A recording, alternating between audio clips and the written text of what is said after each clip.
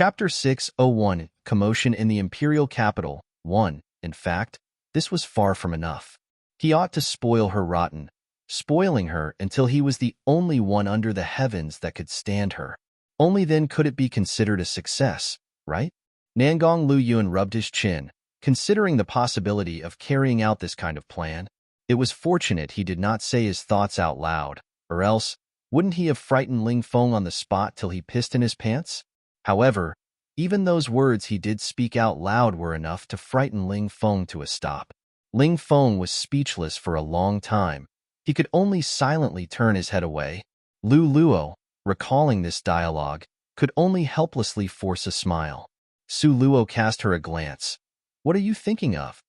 So early in the morning and this girl was already daydreaming."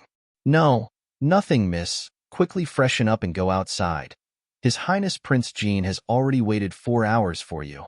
Lu Luo recalled His Highness Prince Jean warning her not to wake up and tell Su Luo. As a result, she did not dare say a single word. "Why did you not wake me up?" Su Luo stretched.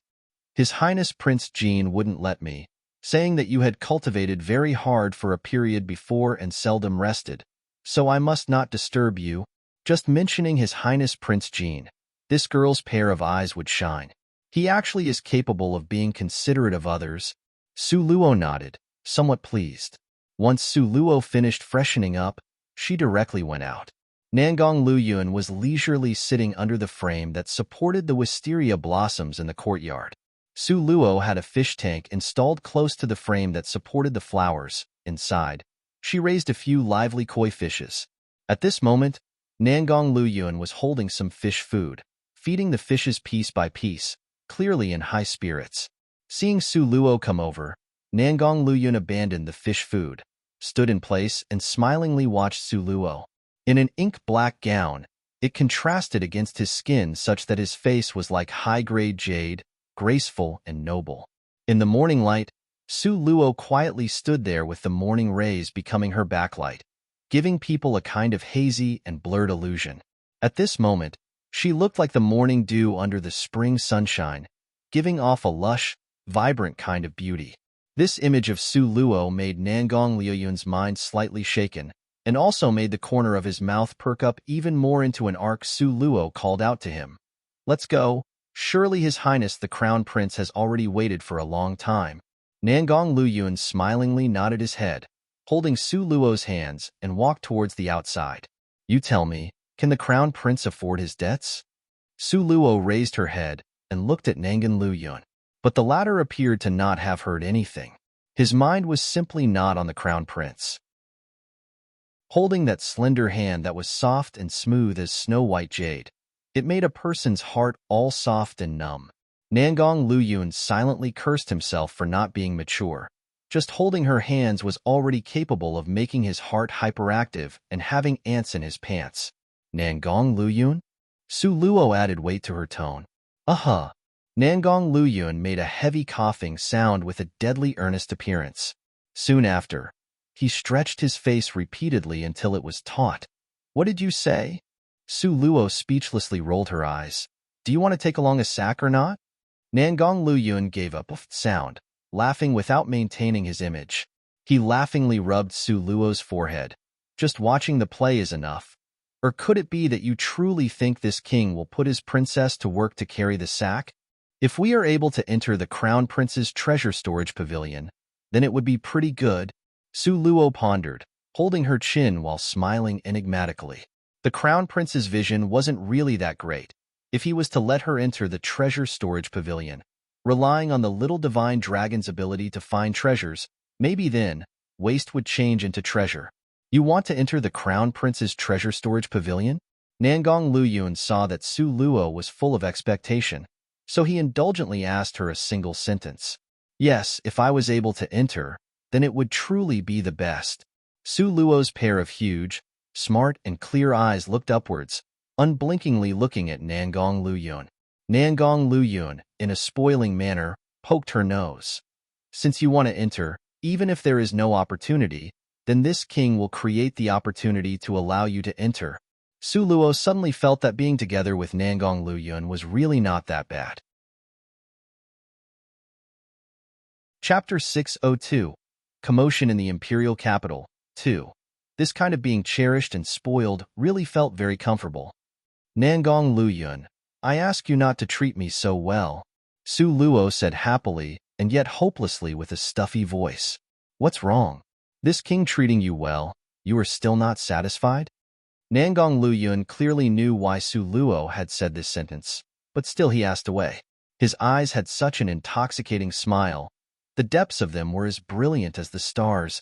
Just like this, he lovingly gazed at her. Precisely because it's too good that I would be tangled. If we were to separate in the future, then I will not be very used to it. Su Luo frowned, beginning to worry about her future self. She knew that saying these words would make Nangong Luyun proud of himself. However, she still said it, because she was really worried about her own future. In Nangong Luyun's eyes were full of intoxicating, gentle feelings, and in a spoiling manner. He scraped the tip of her nose. Then don't leave. Stay by my side forever. I will always protect you, until the end of my life.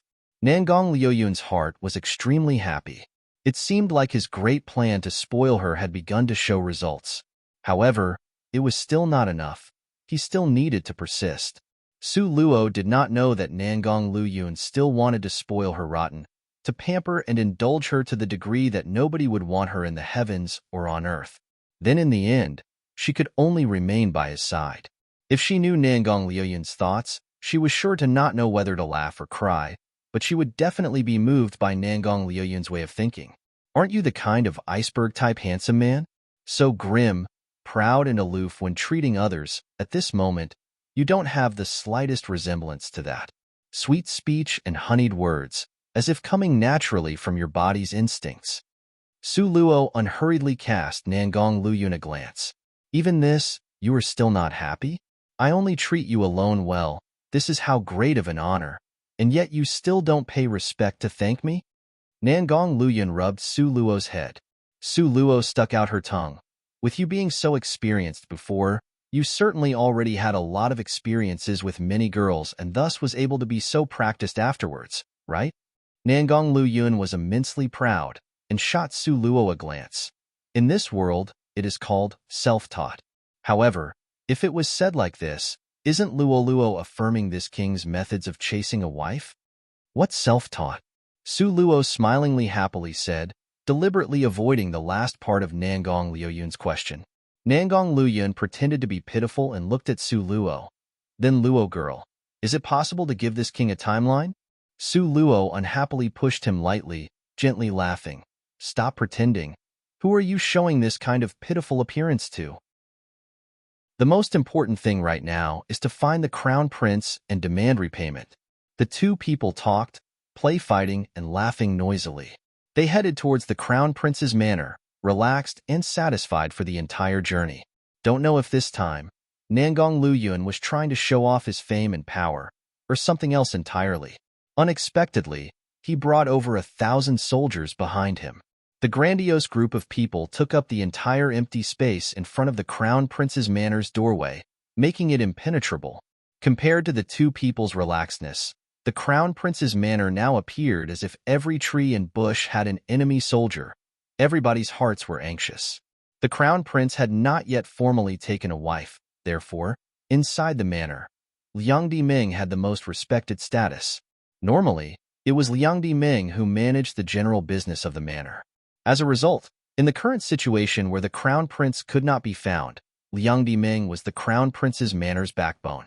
However, yesterday, Liang Diming was beaten too fiercely by the crown prince, and even now was lying down on her bed making groaning noises, completely unable to get up. Now, the crown prince's manor's steward hurriedly rushed over, urgently saying to the maidservants guarding outside, "Quick, quick, quick! Quickly request Liang Diming to come out and welcome the guests." Cui Lu was Liang Diming's personal head maid, and she was currently very dissatisfied with Liang Diming's bitter experience. Seeing the steward acting this way. Chapter 603, Commotion in the Imperial Capital, 3. Cui Lu then said with a frown, "Steward Su, in the end, who is it that is worth you acting like this? Liang Diming's body is unwell. It's not like you don't know." The imperial physician already made it clear, within 7 days, she is not allowed out of the bed, otherwise.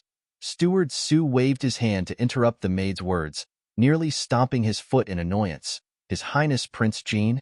His Highness Prince Jean is leading a large amount of people and is majestically walking over to our manor, reportedly coming to collect a debt. Since the Crown Prince is not present at the moment, there is no one to take charge of this situation. No matter how heavily Liang Diming was injured, she still needs to get up. Collect a debt? Before Cui Lu had time to react, Liang Diming had already rushed out with clothing draped on. Who did you say had came to collect the debt? Because the injury from yesterday was quite serious. As a result, Liang Diming's steps were unsteady, with her figure swaying and nearly tumbling down. Cui Lu hurriedly rushed towards her, lending an arm to support Liang Diming and not letting her fall. Yes, I heard it was to collect a debt. Steward Su's entire forehead was filled with sweat, so anxious as to run around in a circle. Liang Diming's heart also followed and became very anxious. Yesterday, the Crown Prince's reaction was so intense, it was clear that he certainly owed a huge debt. Could actually move His Highness Prince Jean to personally visit this debt, even if he wanted to avoid it, he couldn't. Liang Diming clenched her teeth. Where is His Highness the Crown Prince? Having such a huge matter occur, could it be that he was really hiding? Don't know. Steward Su was also extremely anxious. How can you not know? Don't the gates to the manor all have people guarding it? Yesterday, when the Crown Prince left, he clearly went out and immediately returned. Steward Su was so anxious that he was grabbing his hair. This old servant is also bewildered. There were no records of the Crown Prince leaving at the gate, and also, all directions are guarded by His Highness Prince Jin's people. Even if wings were inserted to the Crown Prince, he would still have a difficult time flying. However, he has just disappeared. Liang Diming's figure was unsteady, nearly falling down. Cui Lu's eyes were alert and her hands were quick, grabbing onto the tottering Liang Diming. In Cui Lu's heart, she became increasingly more disapproving of the Crown Prince's doings.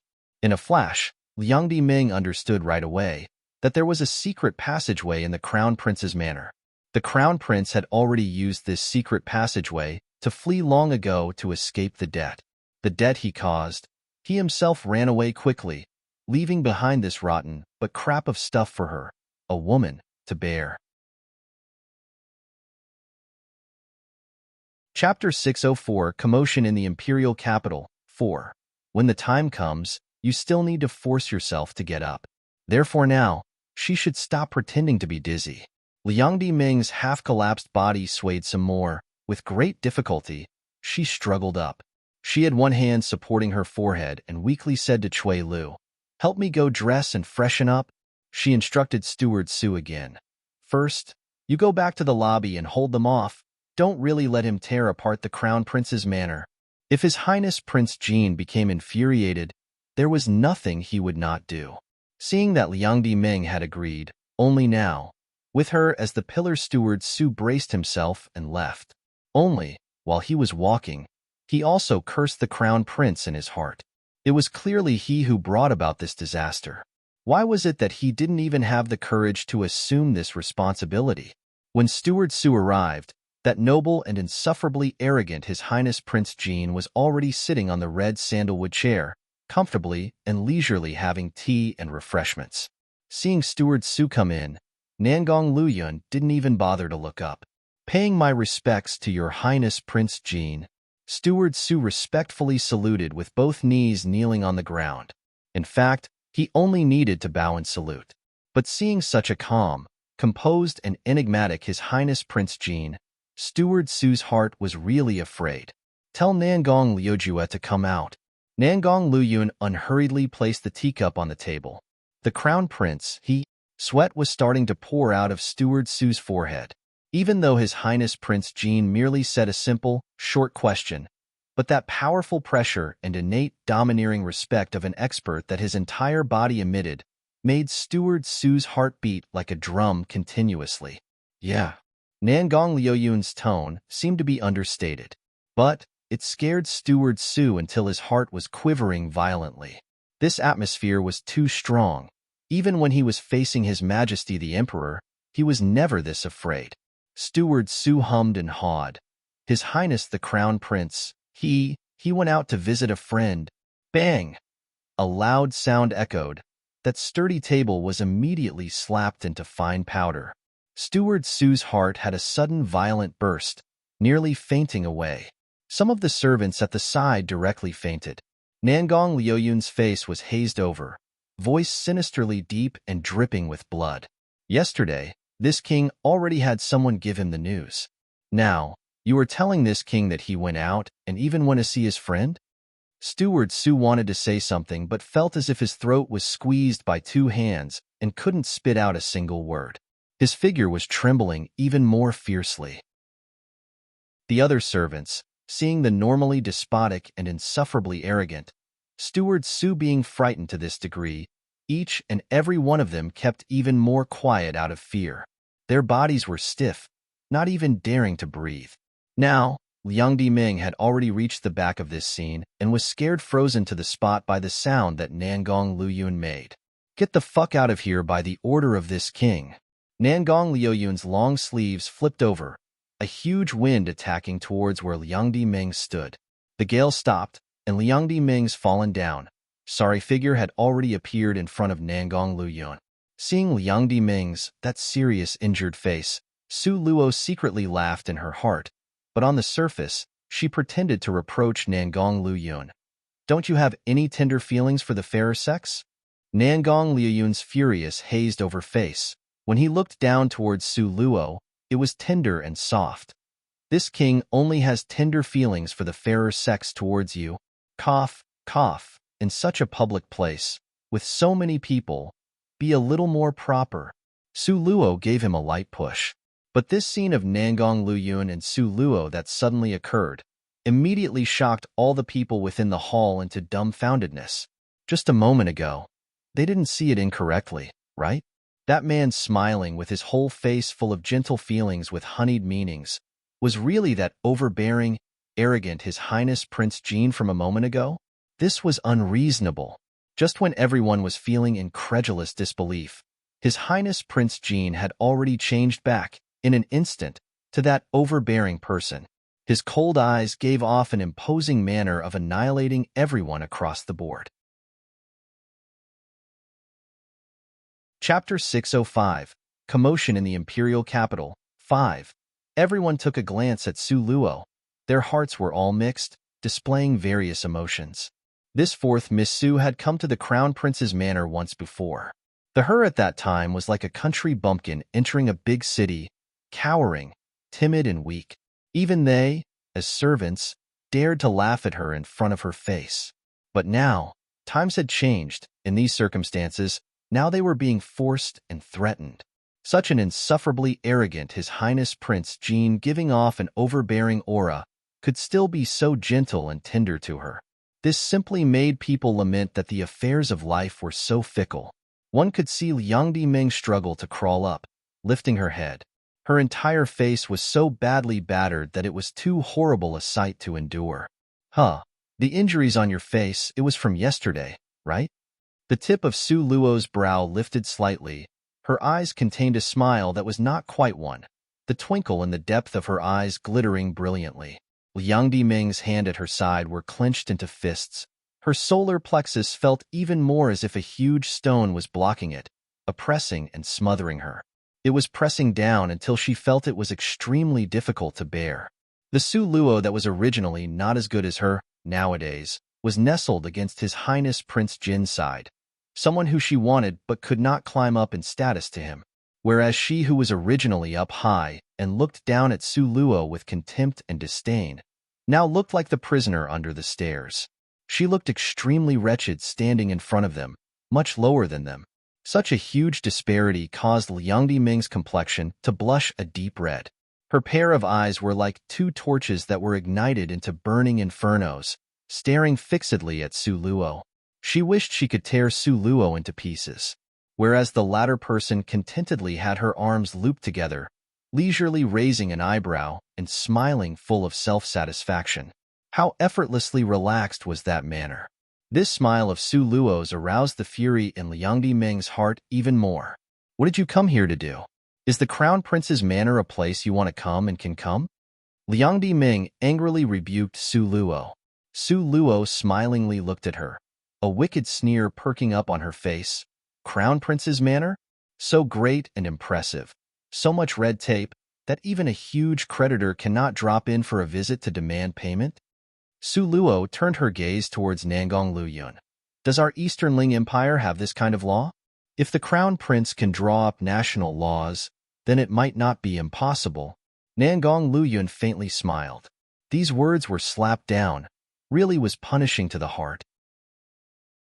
Only His Majesty the Emperor had the power to draw up national laws.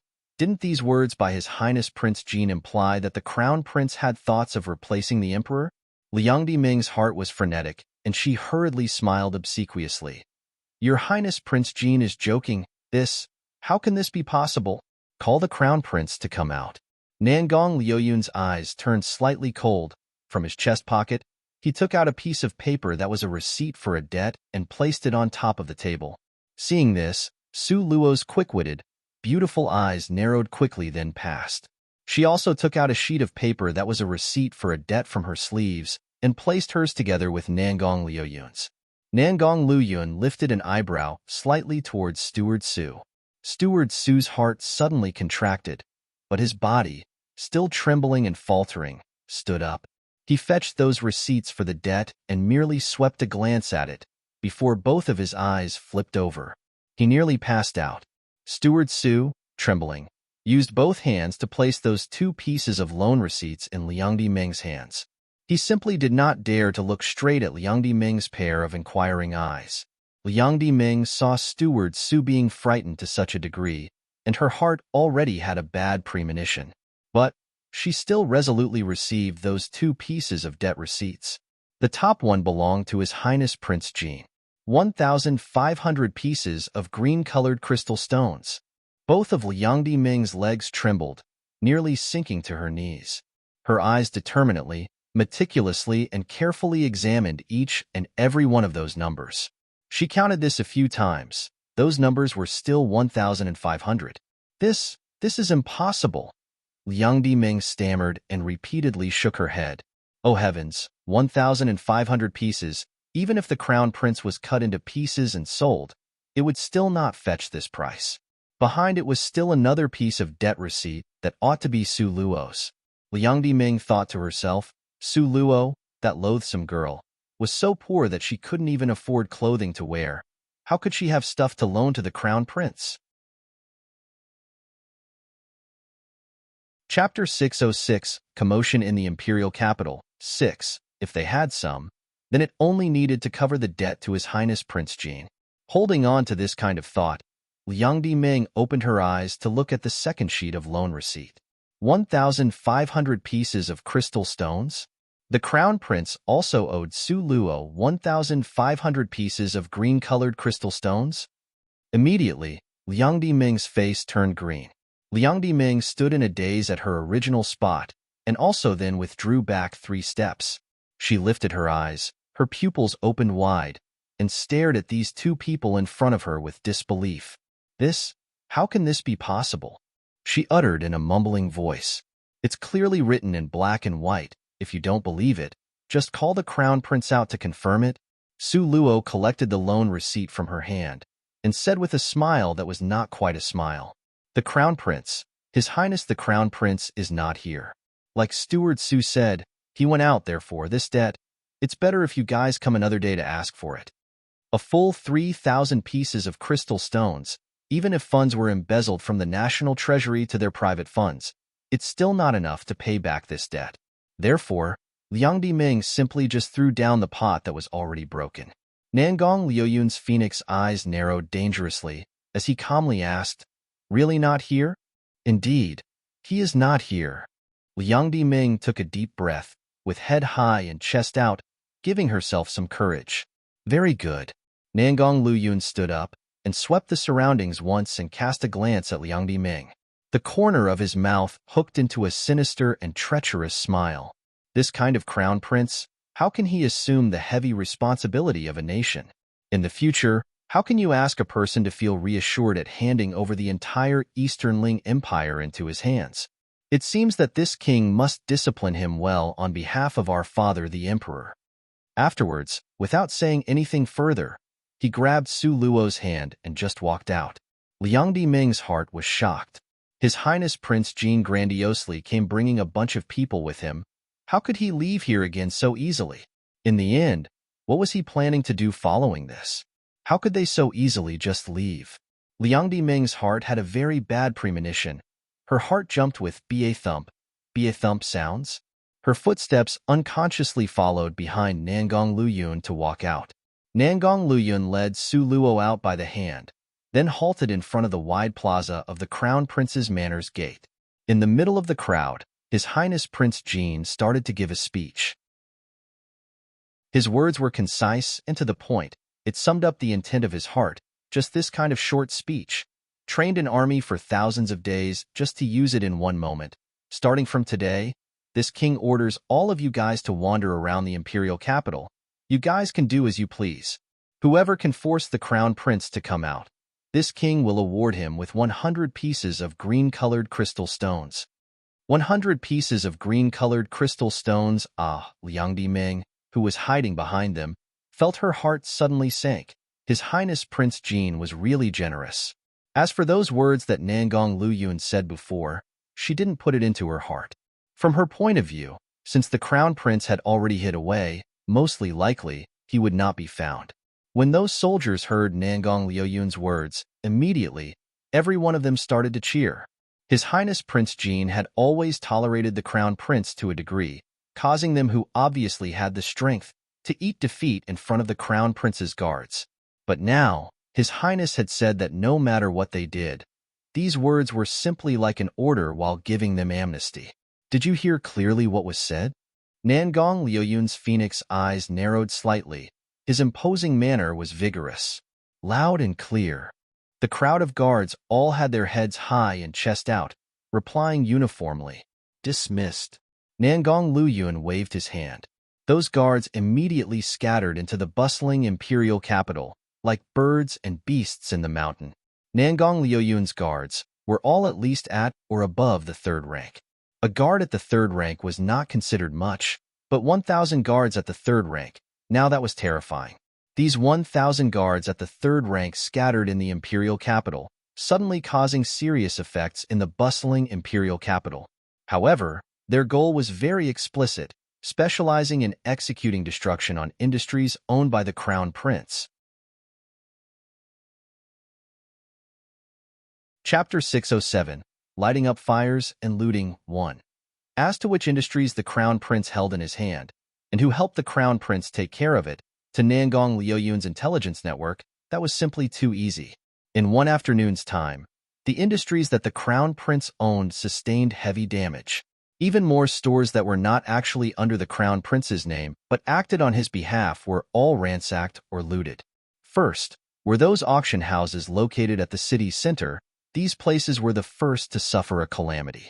The auction house was packed with people. When the hammer was just about to land, a group of people grandiosely rushed in. Everyone in the auction house was struck dumb. What were they doing? But before they could react, they discovered that the stuff being auctioned were all carried away, even the trays they were on.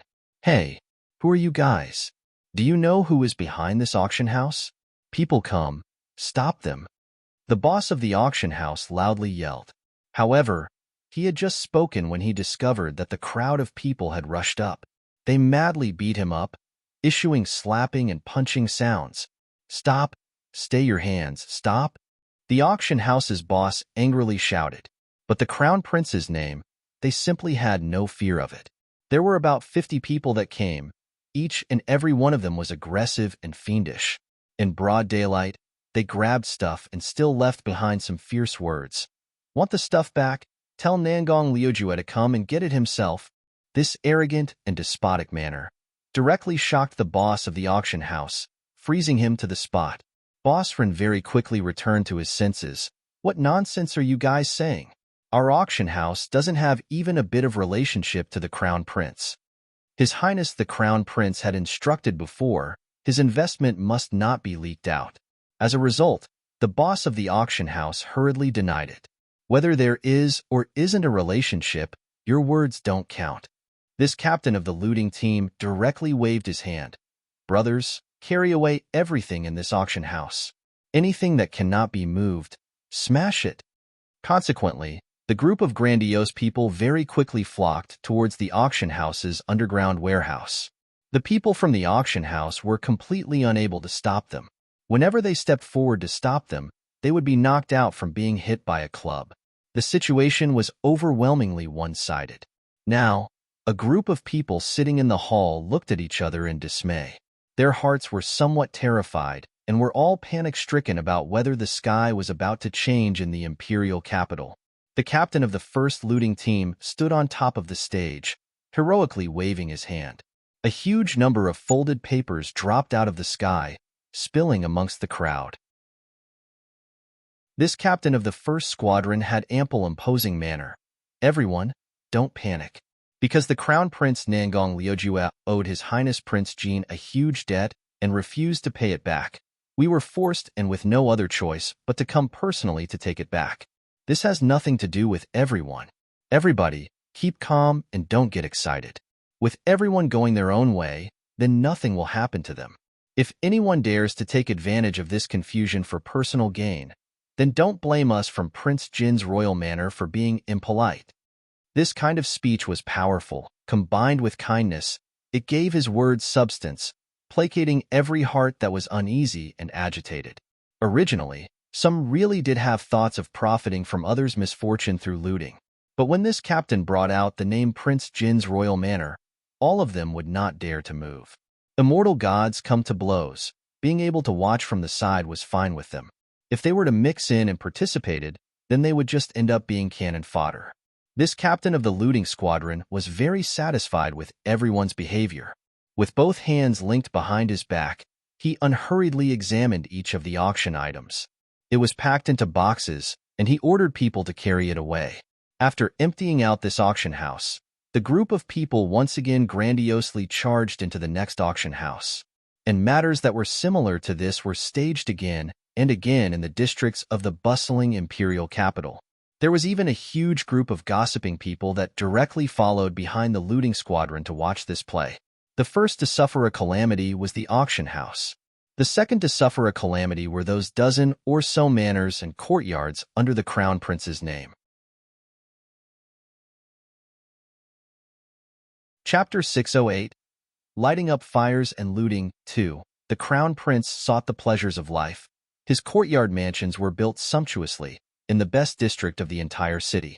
In this kind of a district, only high officials and nobles comes and goes. Even these high officials and nobles who wanted to purchase a house in the best district with the most expensive land also found it extremely difficult. Because once this kind of residence was placed on the market, there would be countless people trying to snatch it right away, thus raising the price. The final sale price would often make people's heartbeat speed up. But at this moment, the most gorgeously built residences in these districts were set on fire by lots of bright torches. The residences that made countless people look up at now were being mercilessly engulfed by a large fire. The flames soared, dark smoke curling up. The group of people that set the fire were like fiends with an imposing and threatening manner. Nobody dared to approach. They could only stand far in the distance, pointing the fingers of blame. Oh heavens! Isn't this one of His Highness Crown Prince's residence? How dare someone set it on fire? Even more, they so brazenly did it? Don't they want to live? You don't know a damn thing. Do you know the person that set it on fire? That is His Highness Prince Jin. Now, you tell me, does he dare to or not? His Highness Prince Jin? How can this be? I heard the Crown Prince owed His Highness Prince Jin 3,000 green-colored crystal stones, couldn't repay this debt and disappeared. His Highness Prince Jin is using this kind of vengeful manner to look for the Crown Prince. So it's actually like this. His Highness Prince Jin is worthy of being His Highness Prince Jin. He can even think of this kind of peculiar way to look for people. Indeed, the Crown Prince can owe anyone else and it will be fine, but he owed a debt to His Highness Prince Jin, of all people. Did he really believe that our Highness Prince Jin was like clay that could be shaped by him? Exactly. Burning these residences, does it even count? It's better to also burn down the Crown Prince's official residence. Among the people, His Highness Prince Jin's reputation was always celebrated. By comparison, His Highness Crown Prince was dull without any light.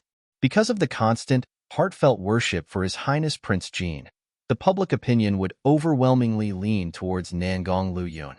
When Su Luo, who was hidden among the crowd while watching this play, heard these people's comments, she couldn't help shaking her head with a forced smile. That the matter of looting and plundering could be praised and approved like this since time immemorial, it could have only happened because of Nangong Luyun, right? Su Luo really couldn't understand.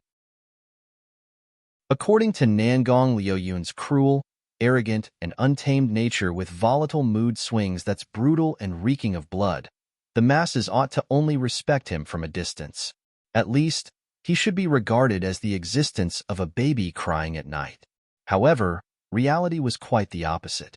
No matter how bloody Nangong Luyun's behavior was, or how excessively far he took it, people would still praise him to the heavens. In their eyes, everything His Highness Prince Jin did was right. If it was wrong, then definitely, it was the other party's fault. This kind of incomparable and unconditional trust, in the end, how did it come about? Su Luo was extremely curious about it.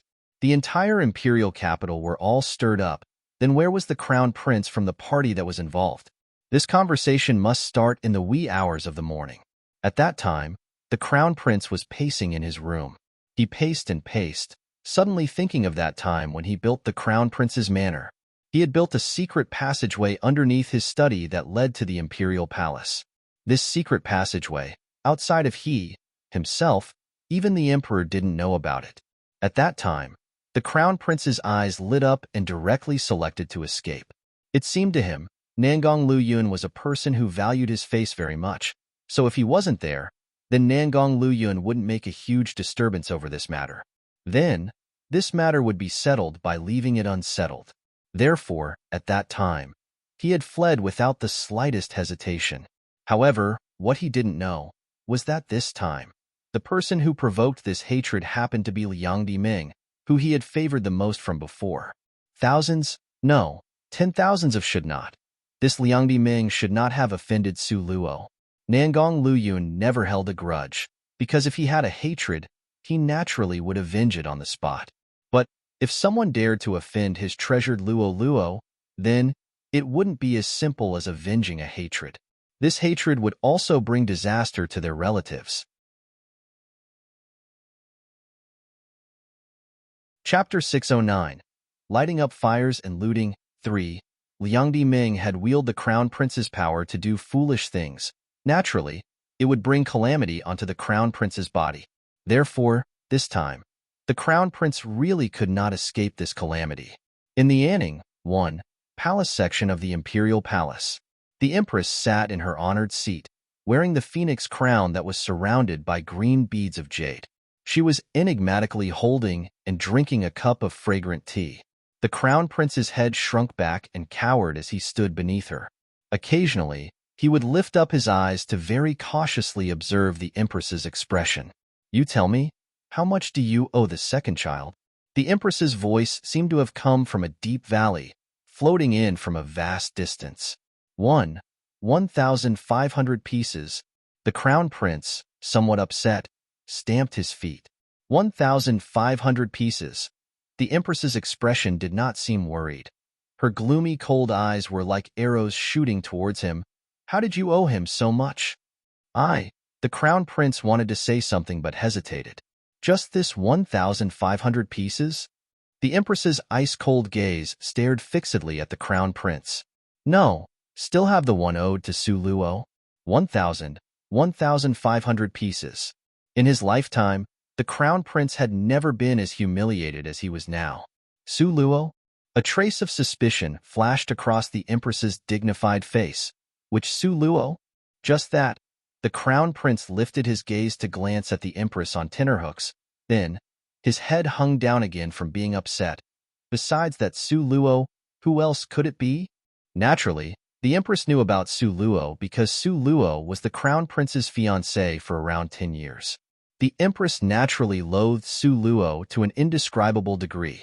Now, hearing that the Crown Prince owed Su Luo 1,500 pieces of crystal stones, she was simply incredulous.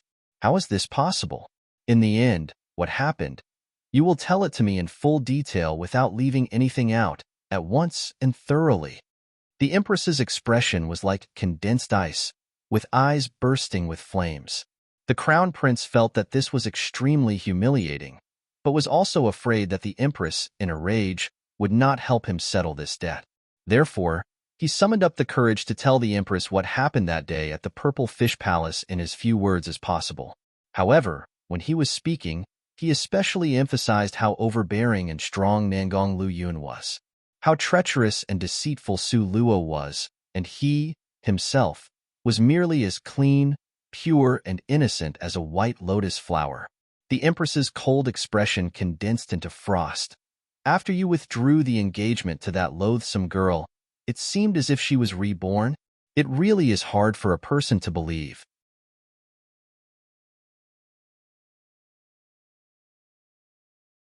Chapter 610. Lighting Up Fires and Looting. 4. If he had known earlier that Su Luo would emerge so abruptly, he absolutely would not have broken off the engagement. The Empress calmly held the blue and white porcelain teacup. The forefinger that had a long, slender fingernail carelessly pushed aside the tea leaves in the porcelain cup. Mother Empress, what can your son, this official, do? These 3,000 green-colored crystal stones, even if you kill this son, still won't be able to take it out. You must help your son, this official.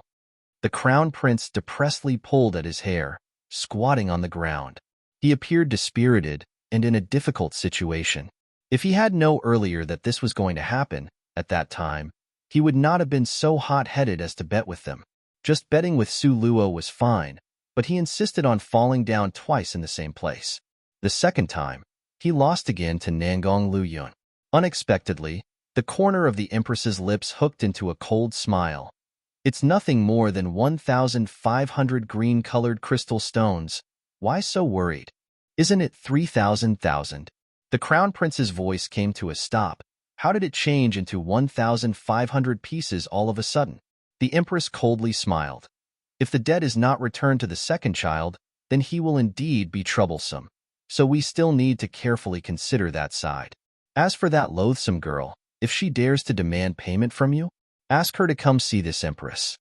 The Empress's action was a model of picking on the pushover to pinch. The Su Luo in her impression was still that good-for-nothing, love-struck fool, weak and daughter of a concubine at Su Manor from that time. The Crown Prince, having heard this, he somewhat awkwardly said, Mother Empress, there is something you don't know. Second brother treats that Su Luo extraordinarily different. He certainly will stand out to help Su Luo demand repayment of the debt. What kind of vision does the second child have? How could he fancy a loathsome girl that even you don't want? The Empress smiled confidently. Him treating that girl well is merely to make you angry and nothing more. The Empress was very certain of this. No matter how good Su Luo became, how much better could she have gotten? What kind of vision did Nangong Luyun have? As long as he was not blind, he was definitely just toying with Su Luo. He was not really going to marry her to make her his princess. This, however, their relationship is really intimate. The Crown Prince's intuition felt something was amiss. He had contact with them face to face. Nangong Luyun's pampering and spoiling of Su Luo clearly didn't seem to be an act. Haha. The Empress coldly laughed repeatedly.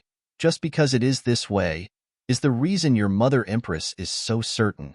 Nangong Luyun is merely toying with Su Luo and nothing more. You think about it, if he really liked someone, he would immediately marry her and bring her home. This kind of procrastination can be regarded as what sort of reasoning? The pitiful Empress, how could she have known that it was not Nangong Luyun who didn't want to marry Su Luo? Nangong Luyun was only too eager to marry Su Luo and get her home to hide her away. But the problem was, Su Luo wanted to enjoy the pleasure of being chaste. How could she so easily let herself be married off? The real person who did not agree to this was Su Luo. As for the second child's crystal stones, Mother Empress will get your father to personally step in. Just say that this was merely a joke among brothers. The Empress did not feel that this matter was all that troublesome. This way is really okay? The Crown Prince was somewhat disbelieving. This could really be so easily resolved? Don't tell me that the second child will insist on demanding these crystal stones from you. You, however, are the Crown Prince, the future master of this empire. What can Nangong Luyun be considered compared to you? The Empress glanced at the Crown Prince with certainty. The Crown Prince originally was very afraid of Nangong Luyun, but being told by the Empress of these facts, he suddenly felt that there was nothing about Nangong Luyun to be afraid of. What Mother Empress said was not wrong. In the future, this entire empire will be his. Why would Nangong Luyun even dare to ask him for the crystal stones? The Empress coldly shot the Crown Prince a glance. You just don't have enough self-confidence. Also, you are not too tough, so often would always be pressed down by Nangong Luyun's imposing manner. In the future, you must remember, in front of Nangong Luyun, you must keep your head high and chest out for me. Chapter 611, Lighting Up Fires and Looting. 5. The Crown Prince's heart was immediately ignited, and he patted his chest until it resounded with booming sounds. Right? I am the Crown Prince. I am the true and only future master of this empire. Nangong Luyun counts as nothing but a fart. Just when the mother and son were conversing, suddenly, the sound of hurried footsteps from outside could be heard. A young court eunuch in the dark blue-colored court eunuch clothes ran in, crying out in alarm. "You Highness Crown Prince, something incredibly bad has occurred." The Crown Prince's heart skipped a beat. He had a very bad promotion. He, who was originally full of confidence, now, a touch of fear flashed through his eyes. The Empress remained calm and unperturbed sitting in the crown seat. With a stiff, ice-cold face, she said, "If you have something to say it slowly. What could be so urgent?" That court eunuch gasped until his breath evened out, and then hastily said, "Reporting back to the Empress, an incredibly bad event has occurred. The several residences under His Highness Crown Prince's name have all been lit on fire and burned until they were all gone." What? The Crown Prince immediately stood up, his face filled with a shocked expression. Those several residences of his were not just some ordinary residences. Each and every one of those residences that were constructed had a huge price tag. The most important matter was that, from the outside, they looked like residences, but inside, they were warehouses where he stored a lot of treasures. The more the Crown Prince thought, the more anxious he became, wishing he could immediately grow wings to fly over there. Yes, that's right, it's not limited to this today. It is being reported that the imperial capital is in quite a disorder. In order to find Your Highness the Crown Prince, His Highness Prince Jean created huge sounds of activity in the city. These are all Nangong Luyun's doings? The Crown Prince was immediately stunned, losing his head out of fear as he looked towards the Empress. Just a minute ago, he was encouraged by the Empress's words, with his confidence swelling. But now, hearing this news, immediately, like a punctured ball, he deflated. The Empress saw the Crown Prince's behavior, and a thread of displeasure flashed through her eyes. She frowned, finally saying only an indifferent, short sentence. "Go out to take a look." Standing on the imperial palace's highest bright moon stairs, the entire imperial capital was plainly visible.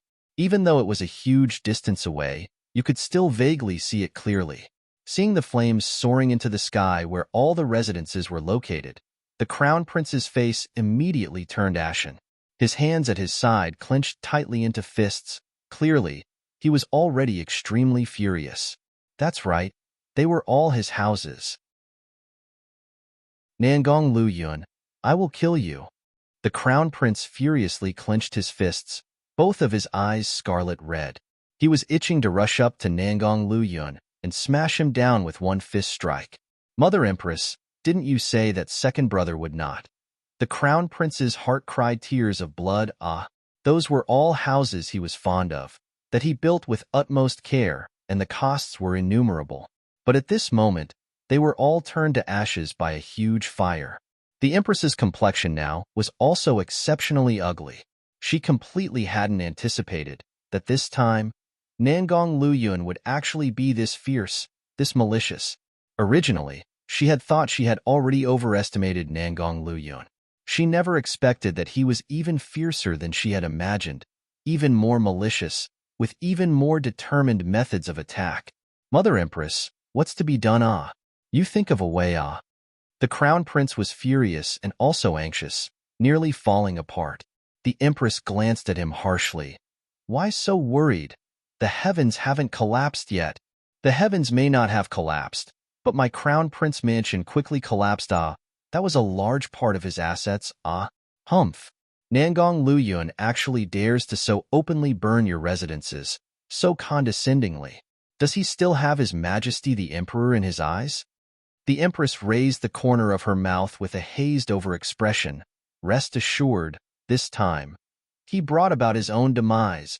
The Crown Prince was somewhat disbelieving, but seeing the Empress so confident, he couldn't help but to start half-believing. Could it truly be possible? The captain of the looting team and the rest also did not leave empty-handed. Everyone had a list in their hands. That list had noted the extent of their responsibility and target. Chapter 6:12. Lighting up fires and looting. 6. In the wake of every shop and restaurant that was dug out, numerous talented people suddenly realized that their Crown Prince was also a hugely rich man, ah. If you were to say that the looting of the Crown Prince's auction house made him sustain an enormous loss, then burning his residencies down made the Crown Prince suffer public humiliation. Then, following these people's actions, was to put the Crown Prince into an economic crisis. Because after this, the looting squadrons actually stretched out their tentacles into the casinos. There were large quantities of money in the casinos and gambling halls. Several tins of fourth-ranked martial artists dropped from the sky, completely packing the entire casino. Not led by a stranger, but actually led by Bei Qining, who had heard the news and ran over to join in the fun. One could only see him full of aggressiveness, with one foot stepping on the bench, raise an eyebrow and smile at the boss of the casino. Get someone to come out, have a bet with your daddy. Bei Qining would appear in public very rarely with his identity as the president of the Mercenary Union, therefore, very few people recognized him. The boss of this casino was one of the people that did not recognize him. Seeing so many aggressive people arrogantly rush in, the casino boss's eyebrows wrinkled and directly flared up in anger. Which group are you guys from? Prince Jin's royal manor. Bei Qining said with a smile that was not quite a smile. Prince Jin's royal manor? The casino boss was stupefied.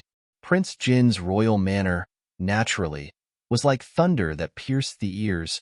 Who dared to offend them? But why would Prince Jin's royal manor be?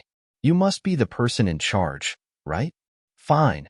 Hand over the crystal stones that was owed. What crystal stones? The casino boss bewilderedly asked. Bei Qining called out, Brothers, they actually asked what crystal stones? What should we do? Fight, they said in one voice, full of rampant aggressiveness.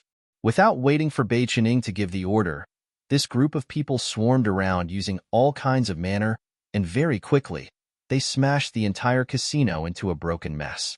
Also, each and every person in the casino was beaten black and blue. As for the properties in the casino, naturally it was used to repay the debt. After the looting, another fire was set.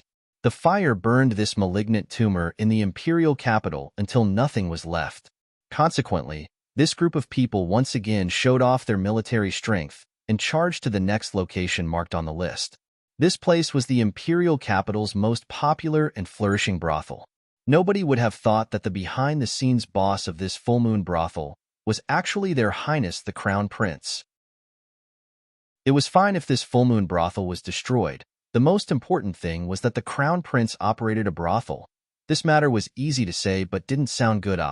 It was fine if it was only a joke in his own country. If it were to spread to other nations, wouldn't he become a laughing stock? Not long after, the originally flourishing, noisy hubbub with bright brocades in the city center was now deadly still with flames soaring into the sky. Even if the Crown Prince had a lot more industries, he still could not afford to feed this group of hungry wolves that encircled him, inspecting him. Very quickly, the bolded names on the list had red circles drawn on them. All the enterprises that the crown prince had painstakingly built were turned into ashes in a flash. The names of parties on the list were catalogued line by line, closely packed together. Now, they were all circled in red. Outside, there was such a huge noise of this activity. Naturally, there were countless number of court eunuchs making the journey back and forth to pass on the latest news. As a result, the crown prince very quickly found out what he lost were not only the residences. In addition, there was the auction house brothel. All the industries that he secretly owned were completely wiped out. Bang! A flower vase was heavily smashed on the ground, broken pieces of porcelain flying all over the place. This is too much. Simply too much. The crown prince's face was twisted with malevolence as he roared loudly in fury. Whatever stuff that he could smash with his hands were all smashed by him. Even the valuable stools made of rare wood were all heaved up and smashed into pieces by him. Hearing the news passed on by these court eunuchs, each time more grave than before, until the end when all the enterprises that he had painstakingly built were completely destroyed. Chapter 6:13. Lighting up fires and looting. 7. Only until this moment did the crown prince begin to feel fear. There were a few industries that he had never shown his face in, yet were also revealed and cleaned out. But he didn't know how Nangong Luyun figured it out. Just thinking that Nangong Luyun had this kind of ability, the crown prince's heart would become afraid. A kind of being terrified feeling would spring up unbidden. The empress stood at the doorway. Her pair of unperturbed eyes watched the crown prince, with her forehead wrinkled slightly. Seeing the crown prince's appearance reveal a terrified expression, the empress clearly was extremely dissatisfied. Nangong Liujue, you are this lacking in ability? You are this empress's son. Back then, your mother empress was able to force that woman to die. Now, you actually started to fear that woman's son? Nangong Liujue, you really disappointed this empress. If you are afraid, this empress will act as if I never had you as my son. The empress's words, each sentence was more strict than the one before. It was like a sharp sword, ruthlessly thrusting towards the crown prince's heart. The crown prince's originally chaotic brain gradually became clear-headed. He grinded his teeth and nodded. No, I definitely cannot let him get away with this. Nangong Luyun, you dare to deal with me like this, I will make you die with a smooth cadence. The crown prince's face twisted into a sinister appearance, his eyes shining with brilliant rays of vicious light. It looked like a viper hidden in the underbrush. This now looks more like this empress's good son. Let's go. We will go see your father the emperor. The empress lifted her chin, arrogantly walking in the front with the crown prince following closely behind her. Within the imperial study, Emperor Jing sat upright in a circular chair, his wise and old appearance seeming somewhat exhausted. The continent was split into 4 nations. There was never a tranquil moment. Among the families that ruled the 4 nations, all these years, he also didn't know what's going on with Eastern Ling, that only few extremely talented people were born. Fortunately, he had Lu Yun to hold the fort. Could it be that because Lu Yun, this child's, talent was too good, therefore the rest were all reincarnated in the other countries of the 4 nations? Emperor Jing somewhat vexedly had his forehead down. Now there wasn't much time left to the 4 nations fighting competition that was held every 10 years. Subjectively, these years, the talent pool in Eastern Ling Empire had withered. Emperor Jing's heart was very worried. Just at the time when he was worrying, the sound of footsteps could be heard from outside. Didn't I say that no matter who it is, I'm not seeing anyone now? Emperor Jing had a displeased expression as he berated the head steward of the court eunuchs. The head steward of the court eunuchs smiled obsequiously and said, Your Majesty, Her Majesty the Empress and His Highness the Crown Prince, requested to see Your Majesty. This time, His Highness Prince Jean made a disturbance that is quite big. Once Emperor Jing heard that this matter concerned Nangong Luyun, who he had high hopes for, he changed his mind. Fine, let them come in. The Crown Prince, along the way, had already thought of a good stratagem. Therefore, when he came in, he pretended to have been wronged and miserable. With one look, Emperor Jing felt something was fishy. After causing Emperor Jing's suspicions to rise, Only then did the crown prince kneel. From beginning to end, he gave a black and white account of the entire event where he was being bullied by Nangong Luyun. Father Emperor, in the Amethyst Fish Palace, he set up a trap for this subject, your son, to fall into. At that time, this subject, your son, didn't know This subject, your son, regarded him as the younger brother. How could I have guarded against him? Who knew, unexpectedly, to fall like this into his trap? The crown prince appeared to have been exceedingly wronged. The more Emperor Jing heard, the tighter his brows wrinkled. He lifted his hand, coldly instructing, "Guards, come, bring His Highness Prince Jin in." The Empress uttered in a timely manner, "Your Majesty, there is also that fourth Miss Su. There is no harm in also bringing her in together." Emperor Jing heard the fourth Miss Su, and the space between his brows that could not be seen wrinkled slightly. From the corner of her eyes, the Empress glanced at the flash of displeasure in his expression, and the corner of her mouth lifted into a hint of a smiling expression. Yesterday, Li Yaoxiang from the Jade Lakesley family entered the palace. He stayed with His Majesty alone for a long time. After Li Yaoxiang left, His Majesty's expression didn't look good. The Jade Lakesley family had always had a close relationship with the royal family. This time, it looked like the relationship was at odds. Very clearly, it was because of something related to Nangong Luyun. Chapter 614. Lighting up fires and looting. 8. Getting to the heart of the matter. Wasn't it also because of that loathsome girl?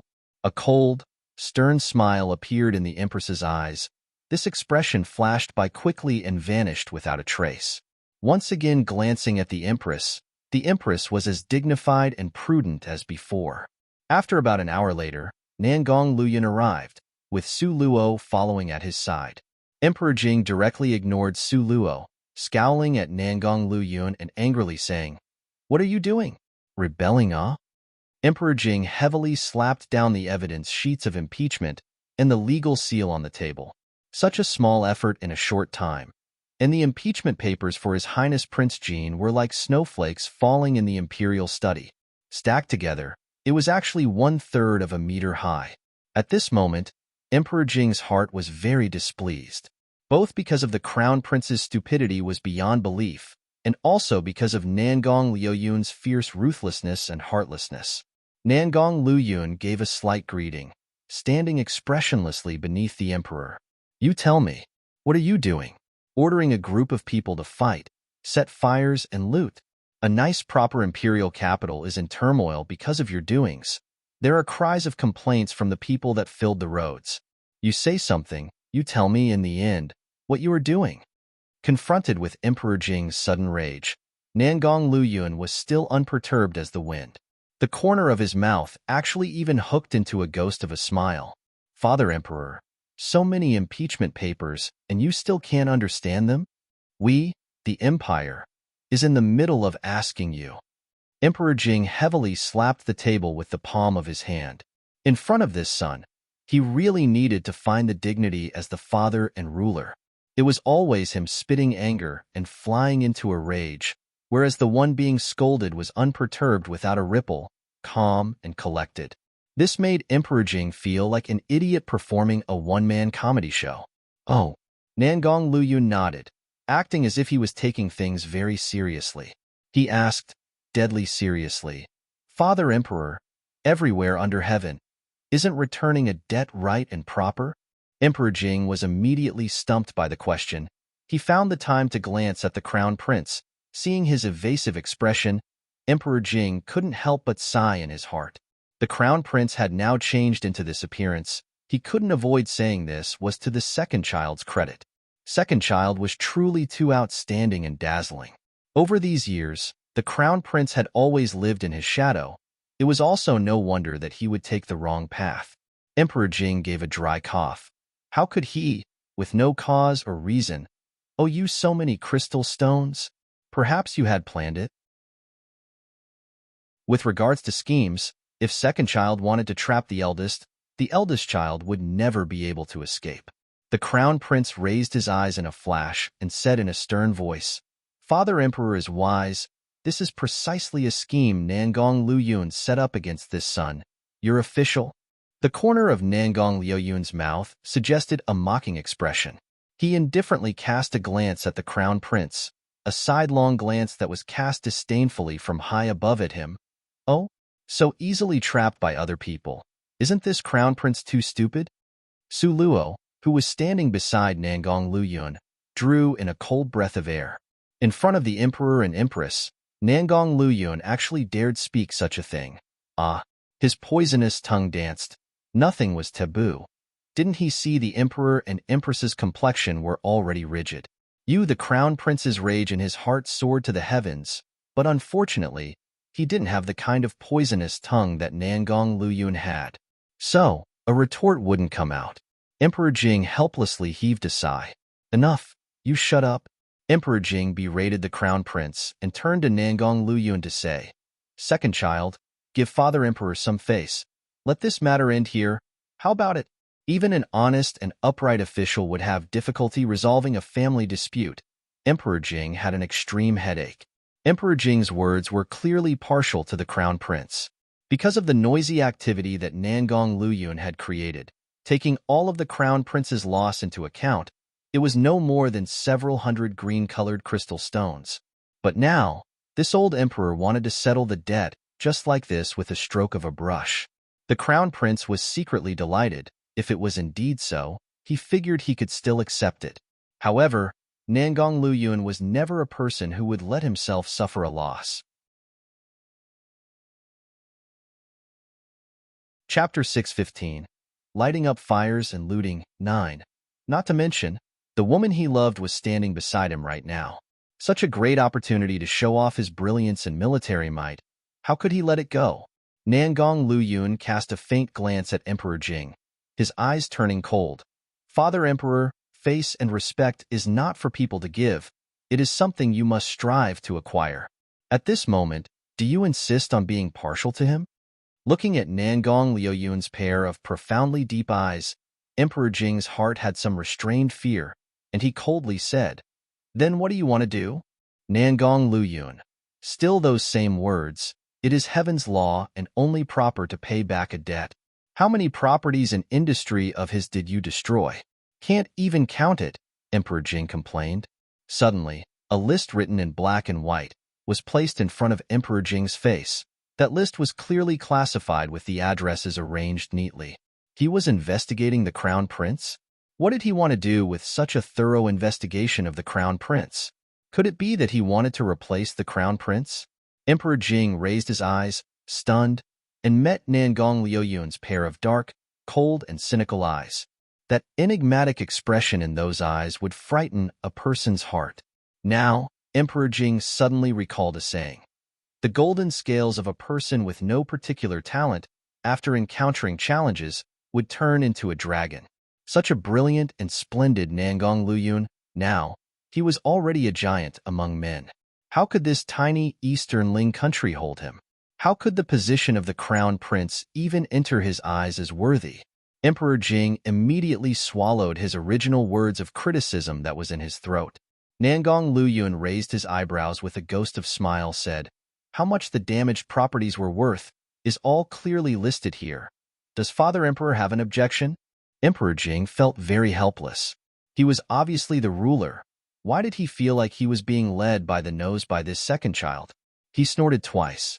Yes, can be considered clear and understandable, Nangong Luyun unflinchingly said. If it was not for the crown prince escaping, today's affair also would not have occurred. Father Emperor, you tell me, am I right? The more the crown prince listened to this conversation, the more he felt something was fishy. Emperor Jing, nevertheless, helplessly nodded. What do you want? This son, your official, only wants fairness. Nangong Luyun's eyes became slightly cold. Now, even though the crown prince was the main culprit, but this son is still willing to assume half of the crown prince's losses. Does Father Emperor have any objections? Before Emperor Jing could reply, the crown prince jumped up. Who are you calling the main culprit? I can only see that the real main culprit is her. The crown prince's finger pointed directly to Su Luo. Su Luo frowned slightly. She was just curious about how the emperor of ancient times looked in the flesh. Therefore, when Nangong Luyun consulted for her wishes, she just followed him without saying a word. She was merely here to watch the play and didn't want to participate in this performance. But the crown prince, being this flustered and exasperated, could offend Nangong Luyun. Su Luo crossed her arms over her chest, casting a sidelong glance at the utterly discomfited crown prince. The corner of her mouth lifted into a careless smile. Because of being pointed out by the crown prince, everyone's line of sight was concentrated on Su Luo. Needless to say, the empress' expression was not good. Emperor Jing was now looking at Su Luo with a dark look. His eyes narrowed dangerously. Emperor Jing frowned with displeasure. When did this emperor's imperial study become a place that anyone could just wantonly enter? Su Luo indifferently glanced at Emperor Jing, coldly smiled and said, "The emperor reminded this subject. This subject will now leave." When Su Luo turned to leave, her slim white wrist was pulled to a stop by Nangong Luyun. They only saw Nangong Luyun smiling towards Su Luo and whispering something in her ear. When his eyes lifted up again, they were already hazed over. Those jet-black as ink eyes were oozing with horrifying light, sinister and bloody, truly would terrify people. Even Emperor Jing couldn't help but retreat a step back. The corner of Nangong Luyun's mouth held a sneer, and his sinister words sounded, "Father Emperor, by becoming the emperor, this king's Luo girl can enter and exit this imperial study at will."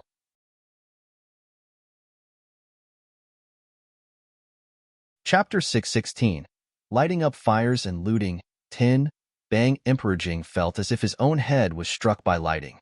Momentarily, all the blood in his body rushed to his forehead. Buzzing sounds resounded in both ears, and his complexion stiffened in an instant. He unwaveringly stared at Nangong Luyun. In a trembling voice he asked, "What did you just say?" However, that sinister smirk plastered at the corner of Nangong Luyun's mouth became even more obvious. He justly and honorably repeated it again. "If I become the emperor, this king's Luo girl can enter and exit this imperial study at will?" He hadn't heard it wrong. Second child really did speak those grave words out loud. Emperor Jing's complexion became increasingly ugly, and he angrily burst forth. "Nangong Luyun, such huge guts, do not think that we, the emperor, dare not punish you. Just because he wanted to let that girl enter and exit the imperial library at will, this brat would think of seizing the throne?" Emperor Jing felt that his brain was in such extreme pain that he almost passed out. Seeing Emperor Jing and Nangong Luyun, this father and son fighting, the happiest were the empress and the crown prince. Now, both of them looked at each other and smiled, but neither of them let out a sound to disturb this scene. Naturally, in their opinion, the fiercer these two fought, the better. Nangong Luyun indifferently smiled. "Nangong Jing, can you even punish me?" Nangong Jing, he actually directly said the emperor's given name. In his eyes, was there even his own father, the monarch? At this moment, Emperor Jing was so furious that he nearly vomited blood. Su Luo somewhat worriedly pulled at Nangong Luyun's hand. The two of them stood very close. Through the warmth of his hand, she could feel the restrained emotions from the bottom of his heart. There was wrath and indignation in his emotions, there was unwillingness, and also, there was hatred. Su Luo didn't know exactly what happened in the past that made Nangong Luyun view Emperor Jing as an enemy. However, she knew that Nangong Luyun's rage now would only let the crown prince get off cheaply. "Don't be angry," Su Luo's gentle voice echoed in Nangong Luyun's ear.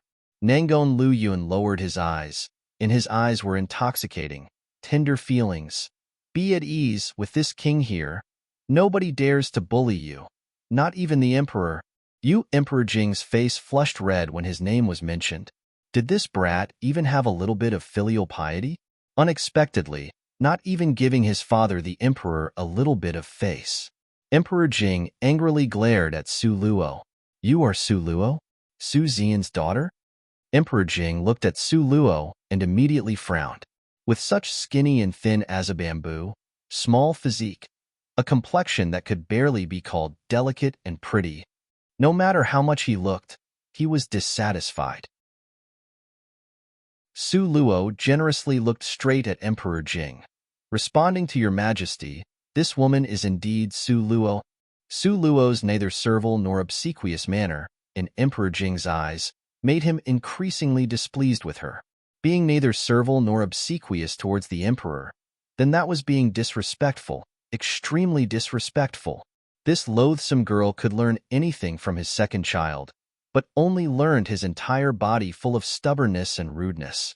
The wrinkles of Emperor Jing's brows became deeper, disdainfully curling his lips said, "If we, this emperor, did not remember wrongly before, you were engaged to my first child." Su Luo secretly cursed and disagreed in her heart. "Yes," Emperor Jing angrily said, "since you were engaged to my first son, why are you now entangled together with my second son? When all is said and done, you are still a well-bred, young lady of a prestigious family. How could you not know about honor and shame?" Emperor Jing did not even give Su Luo a little bit of face, showering down his stern criticism. Su Luo already knew that Emperor Jing did not like her. With regards to his scolding, she did not even put a little bit of it to heart. Her face retained the calm and unperturbed appearance. These kind of words, Su Luo didn't even put it into her heart, but it could not withstand Nangong Liuyun's fury since he wouldn't ignore it. He didn't even have enough time to pamper and indulge this girl, holding her in his hands, and was afraid of her flying away. Like candy, keeping her in his mouth but afraid of her melting. Now this, other people actually dared to curse at her in front of him. How could he let this be?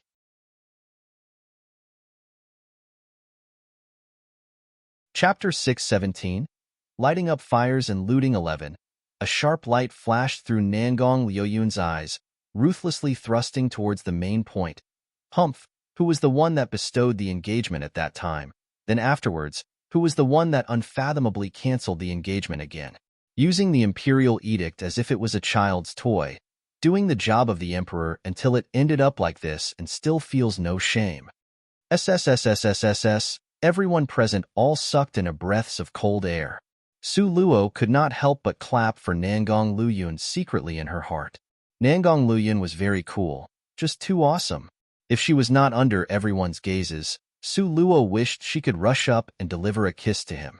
As opposed to Su Luo, who was rejoicing in other people's misfortunes, opposite of her, Emperor Jing's blood pressure was now rushing forth and soaring rapidly. Yuyub Emperor Jing pointed at Nangong Luyun with one hand, while the other covered his forehead. Clearly, he had received excess provocation, so much so that he could not even speak. This unfilial son actually dared to speak like this to him. Nangong Luyun, you look at yourself. You have already angered Father Emperor to this degree. What else do you want? The Crown Prince jumped out with only indiscriminating criticism. The Empress also, in a very displeased manner, glared at Su Luo, and she turned around to embrace Emperor Jing.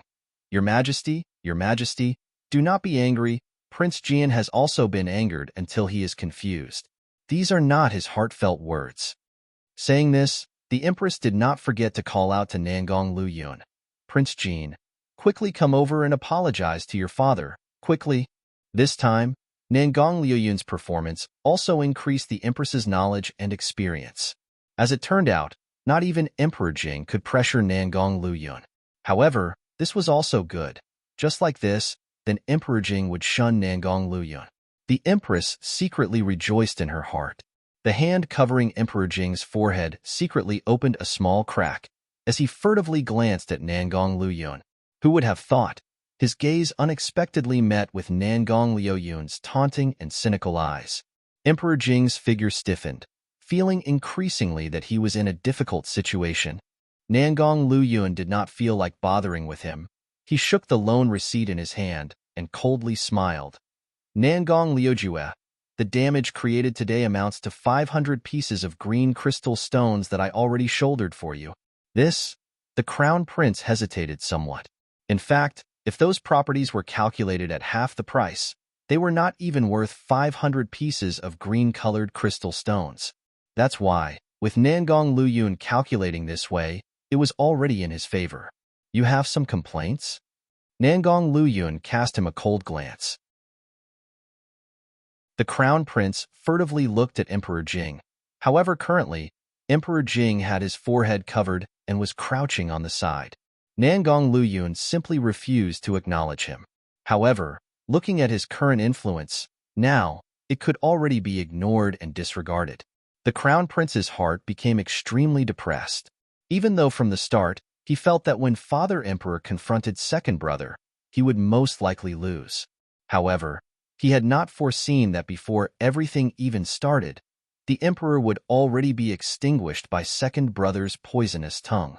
The Crown Prince really wanted to renege on the debt and not return it. But, because the debt was owed to Nangong Luyun, as a result, his plan of reneging could never come to fruition in this lifetime. Hesitating to speak for a while, the Crown Prince finally, still silently nodded. Then, the remaining 2,500 pieces of crystal stones will be taken from your treasure storage pavilion. Nangong Luyun coldly snorted.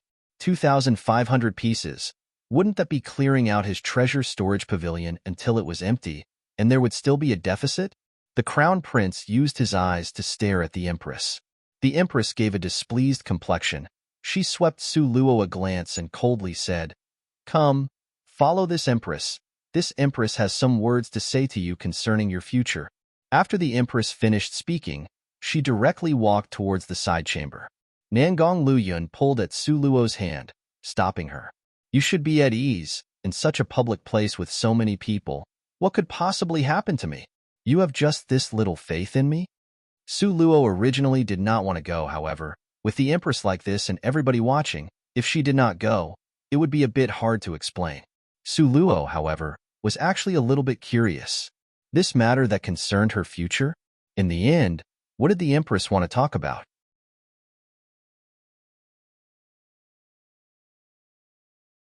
Chapter 618 Nangong flipped out. 1. Side Palace Hall. When Su Luo entered, the Empress had just sat upright in the seat of honor, watching her with a tranquil gaze. Su Luo did not pay her respects. The corner of her mouth merely rose slightly, not showing any weakness as she welcomed the Empress's gaze. The Empress held the fragrant tea, carelessly tasting it and giving Su Luo the cold shoulder.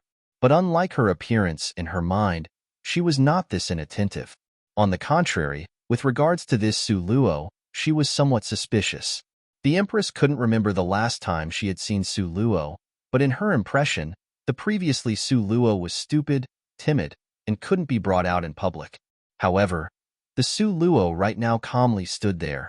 Because of the backlighting, her entire figure seemed blurred and hazy. So unperturbed, unhurried, and calm, that temperament and atmosphere was more noble and steady than a princess raised by the royal family. When the Empress was sizing up Su Luo was also inwardly pondering. This Empress appeared gentle and harmless on the surface, but that pair of eyes flashed with a sharp coldness from time to time, was seen through by Su Luo.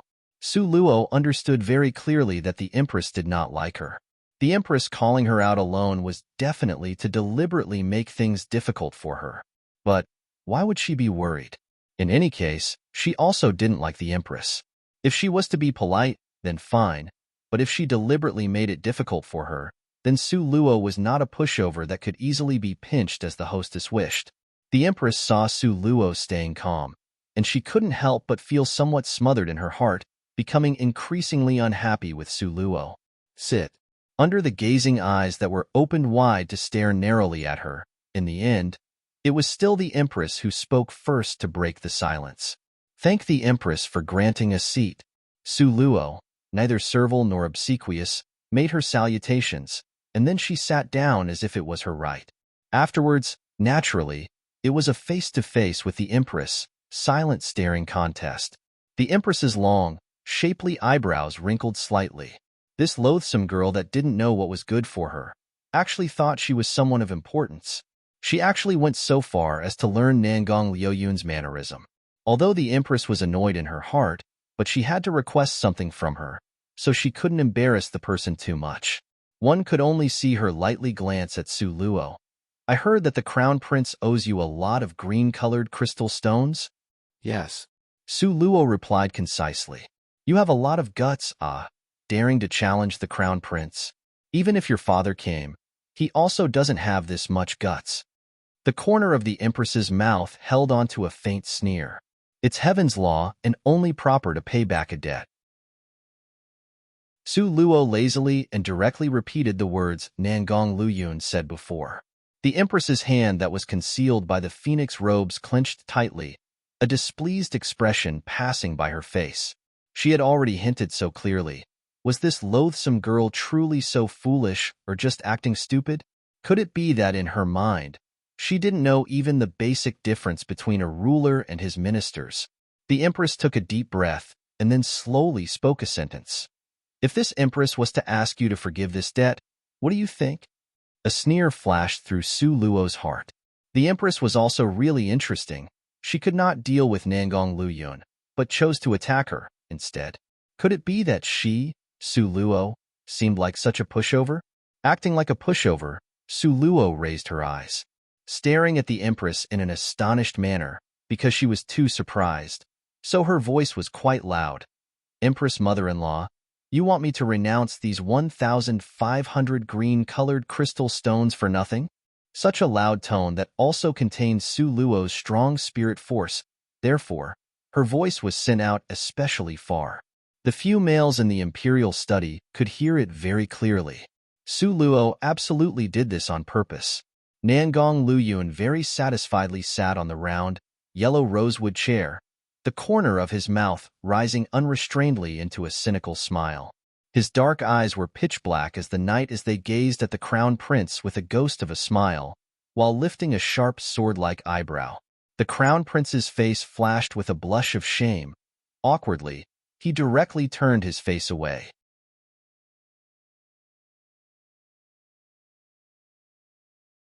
Chapter 619, Nangong flipped out, too. Emperor Jing looked at these two siblings, helplessly sighed, then fell back into his seat.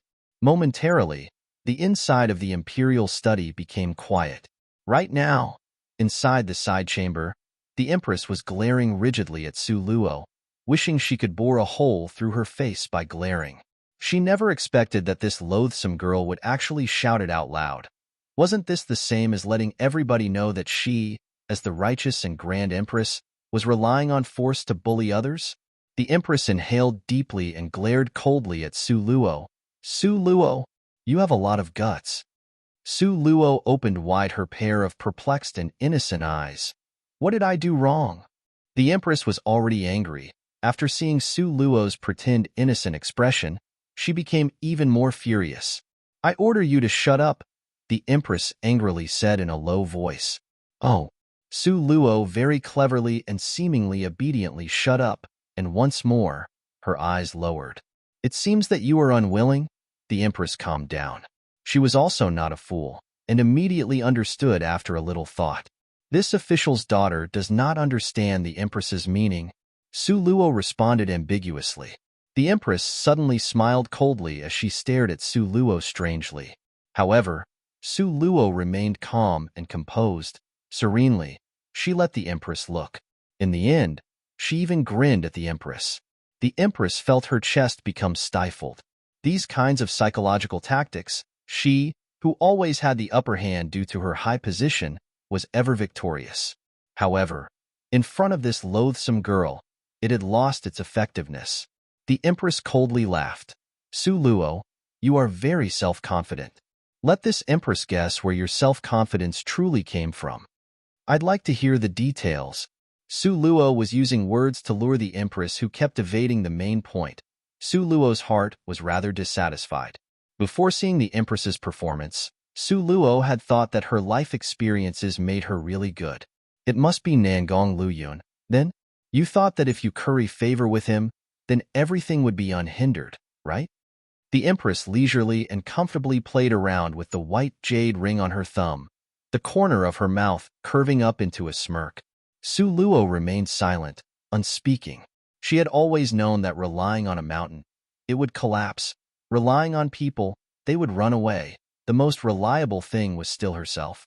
Therefore, no matter how good Nangong Luyun treated her, she would never let go of pursuing to the pinnacle of martial arts. The Empress saw her remaining silent and believed that she had tacitly agreed. Immediately, her heart was somewhat excited, but her face remained cold as she snorted. No matter how good Nangong Luyun treats you, in the end, you will be no more than a concubine who could not be brought out. Was the Empress trying to drive a wedge between them? Su Luo thought this was very funny, however. Her expression cooperated with what the Empress said, looking bewildered. The Empress was very satisfied with Su Luo's response and cast an enigmatic glance at her. Have you ever heard of Jade Lakesley family? The Jade Lakes Fairy? This name was on the verge of popping out. Su Luo slightly frowned, looking at the Empress. As expected, the Empress coldly laughed. Li Yao Yao, this name you may not know, but you should already know about the Jade Lakes Fairy, right? Yes, I know. Su Luo nodded. Not only did she know, but they had also secretly exchanged blows a few times. The Empress carelessly watched her and coldly smiled. Then, this matter of Li Yao Yao and Nangong Liuyun's having an engagement agreement, are you aware of this? Engagement agreement? Su Luo's eyes squinted, her heart becoming sour. Su Luo's beautiful eyes stared at the Empress, her voice smooth and unperturbed.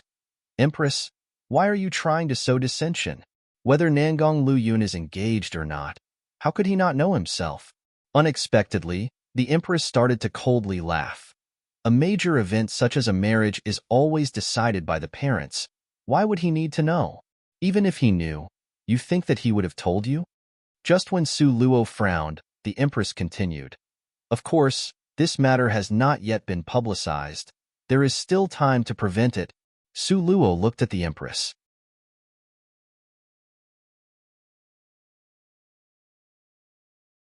Chapter 620.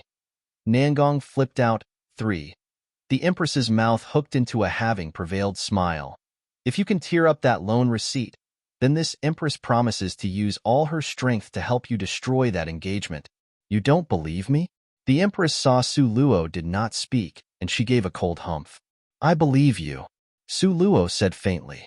The Empress naturally did not want Nangong Luyun to marry someone from the Jade Lakesley family, because, if that were to happen, with the support of the Jade Lakesley family, then what could the Crown Prince bring to the fight when he was already at a disadvantage from before? Therefore, even if Su Luo didn't make the promise, the Empress would use every means to destroy this marriage. Now, the Empress saying this to her was merely to bully her.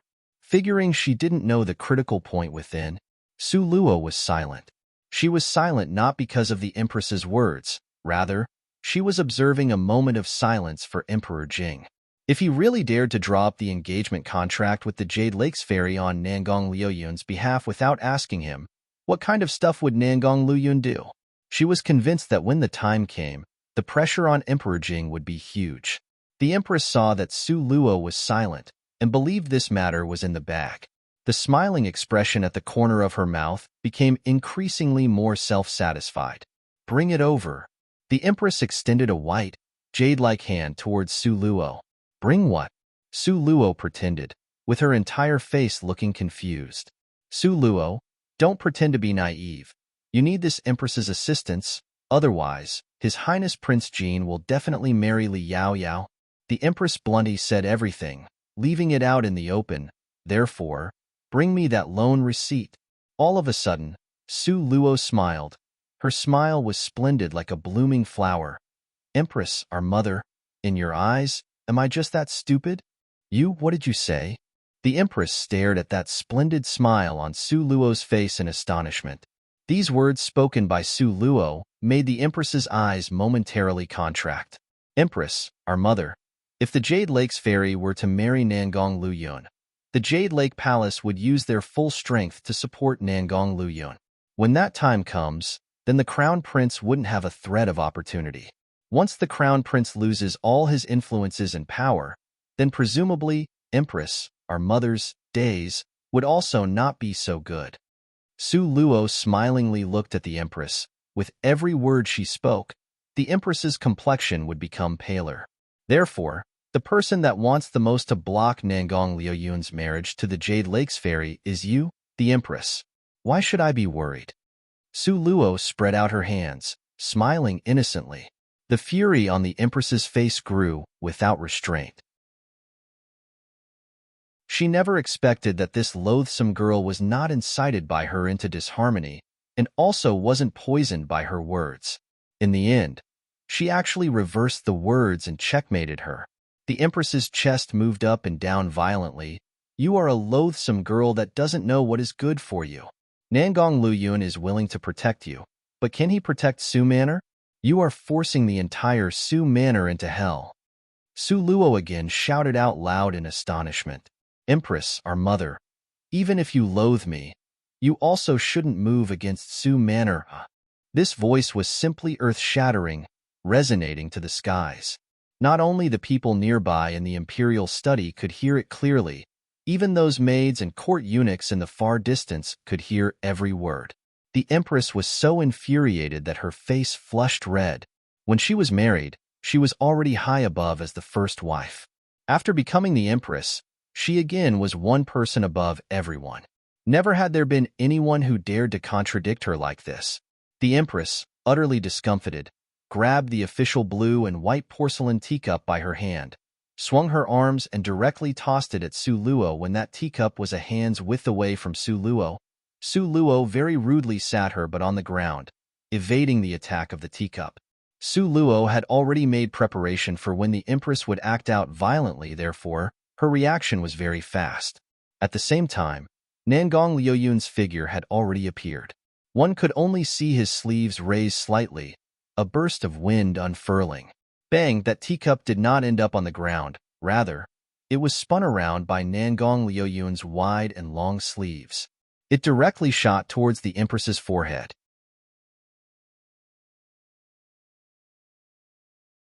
Chapter 621. Nangong flipped out. 4. Nangong Luyun, you dare!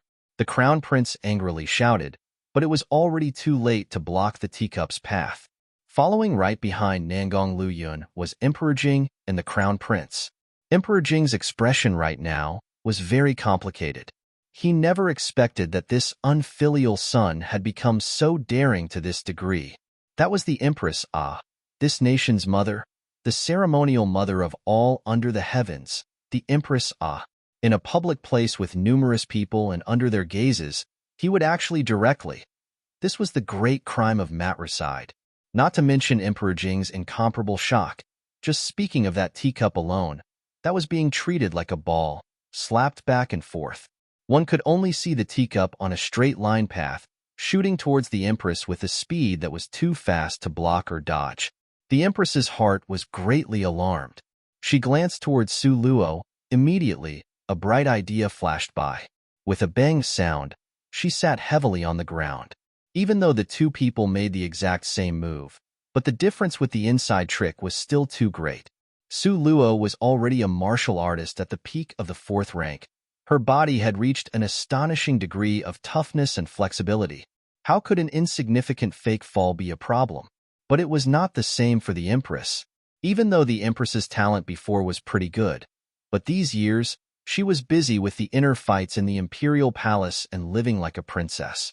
Where would she find the time to cultivate? In addition, the teacup smashing towards her had came from the hand of an infuriated Prince Jean. One could only hear the Empress, with a difficult movement, falling from a high position to the ground, barely avoiding that approaching teacup with a murderous aura. But the strong wind of the teacup swept past her head.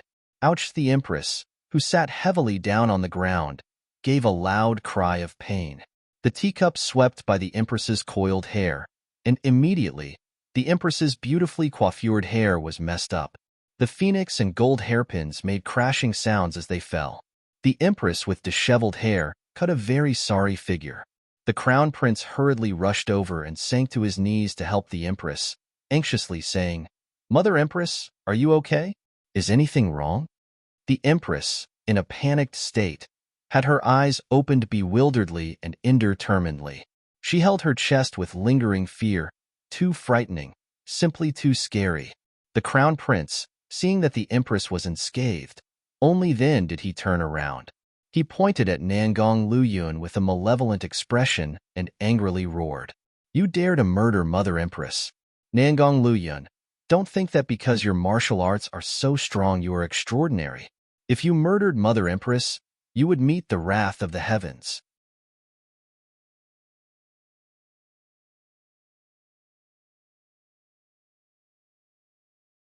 Chapter 622, Nangong flipped out. 5. Other things Emperor Jing did not pay attention to.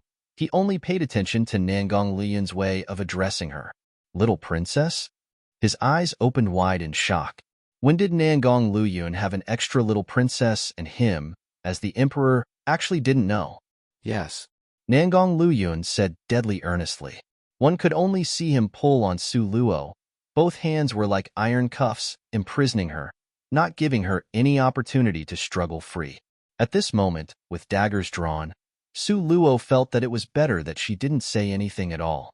In fact, in her heart, she had already tacitly agreed on the reality that Nangong Liyun would be her future mate. It was only that she wouldn't tell him this. As for Emperor Jing, his finger was shaking as he pointed at Su Luo, glaring at Nangong Liyun in complete disbelief, raising his voice to say, "You want to marry her and make her your Princess Jean? You have an objection?" Nangong Liyun lifted up an eyebrow and carelessly asked, "Have an objection?" Certainly he objected. He had a huge complaint.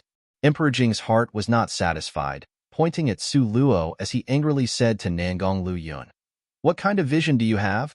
How could this girl be worthy of you? This is simply a lapse of judgment on your part, even though you are wise. We, the emperor, will never agree to this." Su Luo, who was being looked down upon by Emperor Jing, watched Emperor Jing, unperturbed. Nangong Liyun tightly held onto Su Luo's hand and pointed at the empress, his eyes like sharp swords shooting towards Emperor Jing. "What kind of vision do you yourself have?" Emperor Jing finally was angered to the degree where his complexion was ashen, both eyes wide open and staring fixedly at Nangong Liyun. He was so infuriated that he simply could not say a word. Nangong Liyun's expression was as impassive as before, with one hand on Su Luo's shoulder. "I see Luo as very good in my opinion. It is still uncertain as to who really is not worthy of whom. His Luo girl, naturally, was unique and unrivaled in the world. He had searched the entire world before finding her. Yet others actually dared to criticize her as not worthy? Wasn't this courting death?" Emperor Jing was infuriated until he was gasping for breath, gulping deep breaths of air. "We, the emperor, do not agree," Emperor Jing loudly yelled, and he even coordinated with stamping his feet. "I did not ask for your opinion." Nangong Liyun didn't even bother to toss this his way.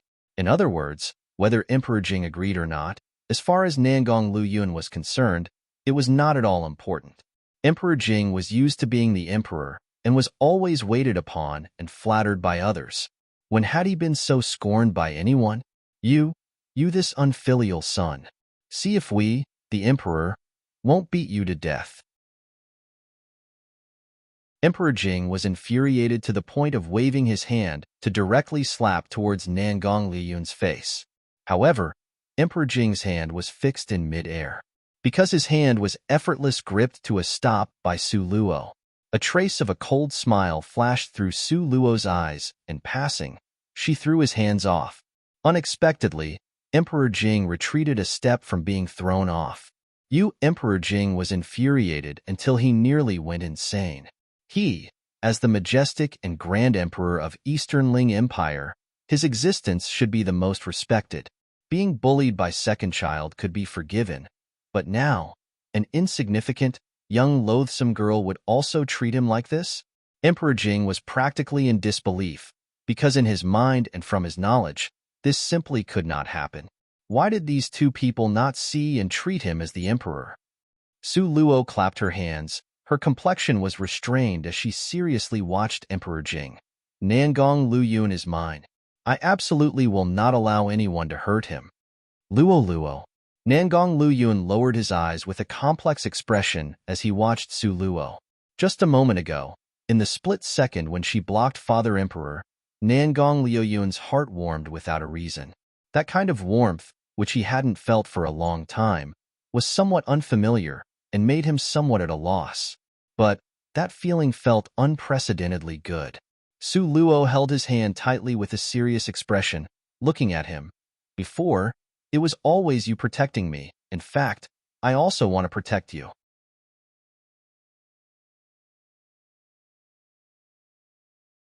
Chapter 623. Nangong flipped out. 6. Nangong Liuyun's figure jolted slightly to a stop. Lowering his eyes, gently and cautiously, he gazed at Su Luo with a nervous expression. His eyes held disbelieving rays of light. For a long time, he had cast aside his arrogance to foolishly wrap himself around her in order to thoroughly tie her up.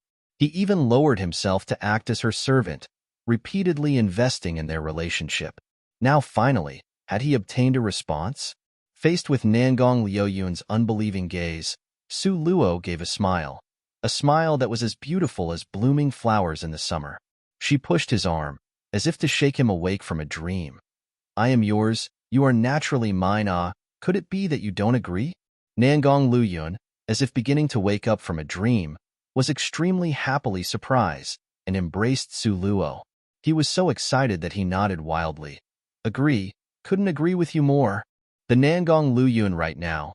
Where was the insufferably arrogant His Highness Prince Jean that dared to challenge the powerful emperor? The him now was like young child who hasn't grown any hair with excitement that was almost impossible to restrain. Emperor Jing saw this young pair of lovebirds flirting in front of his eyes, and a raging inferno ignited in his eyes. In such a public place with lots of people, in front of the emperor, you guys are still hugging and embracing. How scandalous. After that, he directly aimed his criticism at Su Luo. Su Zian seems okay. How could he have raised this kind of loathsome girl like you who doesn't know any shame? You are a girl. Be aware and have some sense of honor, okay? Su Luo happily and contentedly stayed in Nangong Liuyun's embrace. She poked her head out and coldly smiled towards Emperor Jing. Who did you say was shameless? Nangong Liyun held onto Su Luo, coldly smiling at Emperor Jing, who was nearly angered to death. Whatever Luo girl says is what I say. Your father the emperor says I am shameless. Oh. Su Luo rubbed against Nangong Liyun's chest. Nangong Liyun dropped a tender kiss on her forehead. The two people made a public display of affection in front of Emperor Jing. Seeing this pair of young lovebirds that echoed each other full of mutual understanding, Emperor Jing only felt that his forehead was about to burst. A fit of riled-up blood was boiling over. If, prior to today, Nangong Liyun was determined to marry this loathsome girl, although he might not be happy, he might also barely accept it, but now, Emperor Jing knew he couldn't persuade Nangong Liyun, so he could only retreat a step and coldly snort at him. If you really like this loathsome girl, it is not completely out of the question. Taking her as a concubine will be fine, but you absolutely cannot marry her as the princess and main wife. Out of the question. Nangong Liyun straightforwardly refused. Even the position of princess, he already felt it wasn't good enough for Su Luo. If Su Luo wanted, Nangong Liyun would even help her become an empress. Why is it out of the question? Which royal aristocrat doesn't have 3 wives and 4 concubines? Why would it be out of the question for you? Are you still listening to this emperor's words? Who knew that Nangong Liyun wouldn't buy into it at all, he boldly and righteously spat out a sentence that nearly made Emperor Jing fall down from anger. One could only see Nangong Liyun's jet-black, ink-like eyes unblinkingly gaze at Su Luo. His tone was overbearing and intolerant of others' opinion. This king will only take 1 wife and no concubines. A smiling expression appeared in Su Luo's eyes.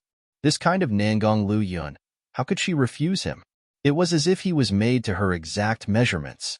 Infatuated, tyrannical, single-minded, and the most important thing was that his philosophy was identical to hers. In these ancient times, like what Emperor Jing said, 3 wives and 4 concubines were normal. If Nangong Liyun had this inclination, no matter how good he was to her, she still wouldn't have bothered with him. But now, he clearly, openly, and definitely declared his single-minded intent. This made Su Luo put down her last thread of reservation. She smilingly looked at Nangong Liyun, such a handsome, overbearing, infatuated, and single-minded male. Really was that the more she looked, the more she felt that she had hit the jackpot. Emperor Jing coldly tossed out a sentence. Since it is like this, then you guys are absolutely not allowed to marry.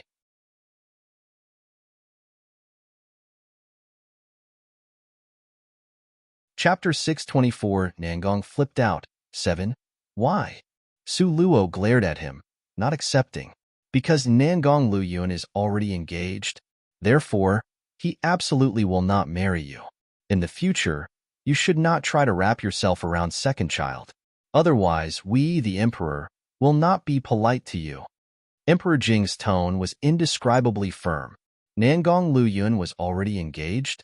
This sentence was similar to a bomb thrown into the sea, immediately causing a burst of tempestuous waves.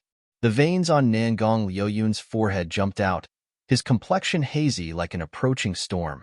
Coldly staring at Emperor Jing, he closed in on the emperor step by step, stressing each word, and said, "Say it again." Being stared at by that bloodthirsty gaze of his, an indescribable fear appeared in Emperor Jing's heart. His heart suddenly had an unknown type of fright, therefore, he subconsciously retreated, then retreated again. If you have the ability, say it again. Nangong Luyun, with one move, grabbed him by the collar. Emperor Jing completely didn't expect that following after the empress, this second child would dare to even move against him. He, the stately, majestic emperor, at this moment, his collar was actually being grabbed by someone.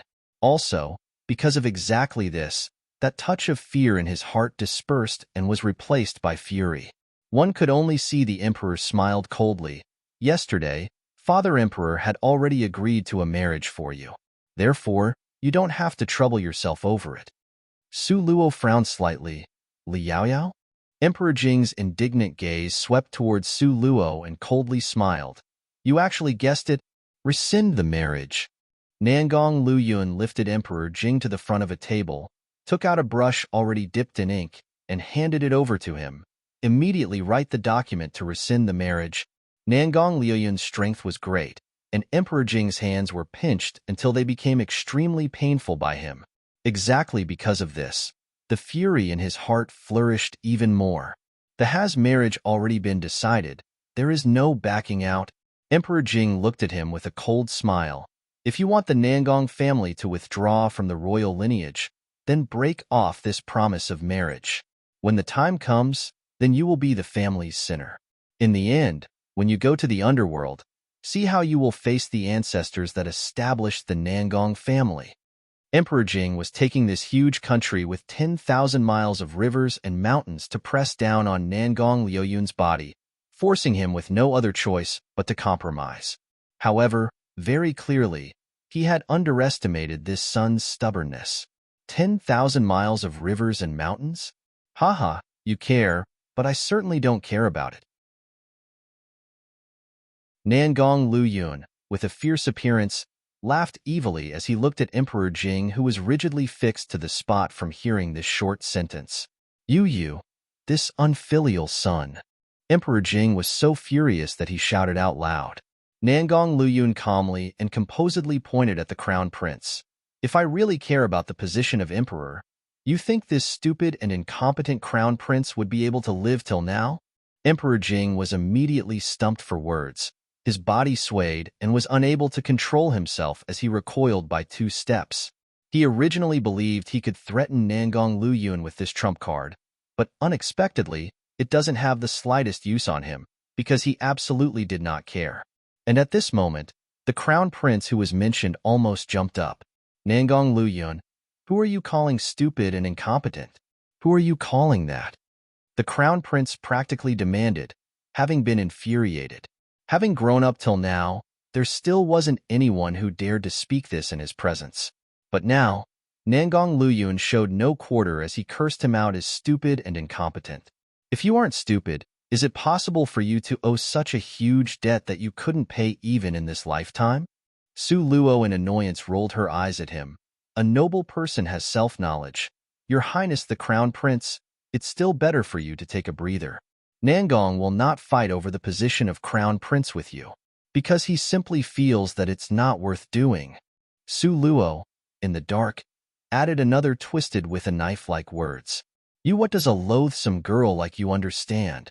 The Crown Prince wanted to curse her, but found himself without the words. Because everything this girl said was true, he couldn't refute it. What don't I understand? However, can your highness the crown prince pay back the green-colored crystal stones you still owe me?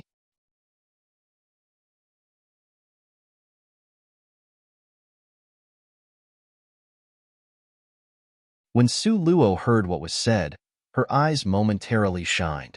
Indeed, it was like the emperor had said, compared to the royal treasure storage pavilion.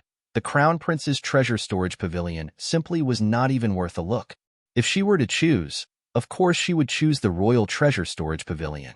As a result, Su Luo pretended to be unperturbed and said, "Is the emperor going to help the crown prince repay the debt? This I can actually consider." Nangong Luyun had paid close attention to Su Luo's expression all along. How could he not understand her thoughts? As a result, Nangong Luyun, who was always in disagreement with the crown prince, suddenly acted in collusion with him. He pondered, holding his chin, and looked towards Emperor Jing with a frown. Is Father Emperor willing to repay this debt for the crown prince? Not waiting for Emperor Jing to reply, Nangong Luyun indifferently nodded his head, giving Father Emperor some face. It can only be so. Could not continuously watch the nation's crown prince being hounded to death in front of him. After all, he is still this king's elder brother. Emperor Jing's expression changed slightly. He wanted to say something, but discovered that Nangong Luyun had already held Su Luo's hand and walked in the direction of the royal treasure storage pavilion. Emperor Jing suddenly returned to his senses. He shouted towards Nangong Luyun's back, "We, the emperor, order you to stand still." However, Nangong Liyun did not even turn his head and continued to walk away. Li Yaoyao's matter. What do you plan to do? Emperor Jing's heart was uncertain. He had already agreed to this marriage. What else can be done? Whoever agreed to this marriage should marry her. Nangong Luyun bluntly and decisively tossed out this sentence, afterwards pulling Su Luo along and gradually proceeded further away. However, this sentence infuriated Emperor Jing to the point of near collapse. Could this brat even speak with human words or not? His childhood sweetheart, he wanted we, the emperor, to marry.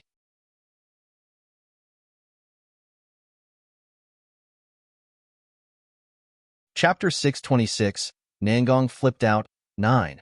Although Nangong Luyun was determined not to recognize his arranged marriage with Li Yaoyao and also insisted on wanting to marry Su Luo instead, but at this moment, Emperor Jing became as stubborn as Nangong Luyun, this time demanding that he marry Li Yaoyao. This was all a part of an emperor's dignity, not to mention how the emperor's complexion turned ashen from fury.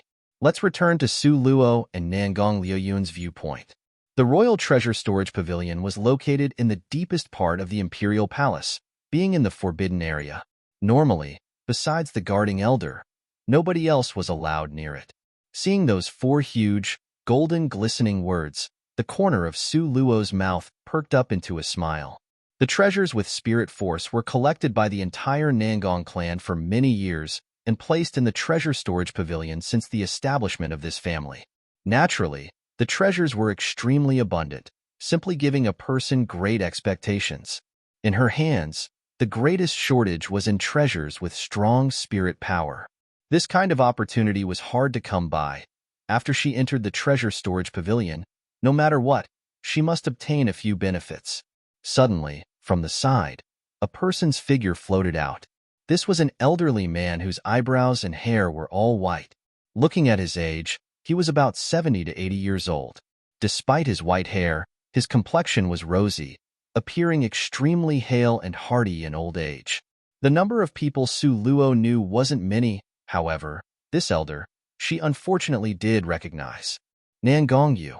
On that day when she had a duel with Su Qing, he was one of the 3 judges, and also the only person who gave her troubles. At that time, Su Luo saw through to the greedy desire he had towards the little divine dragon.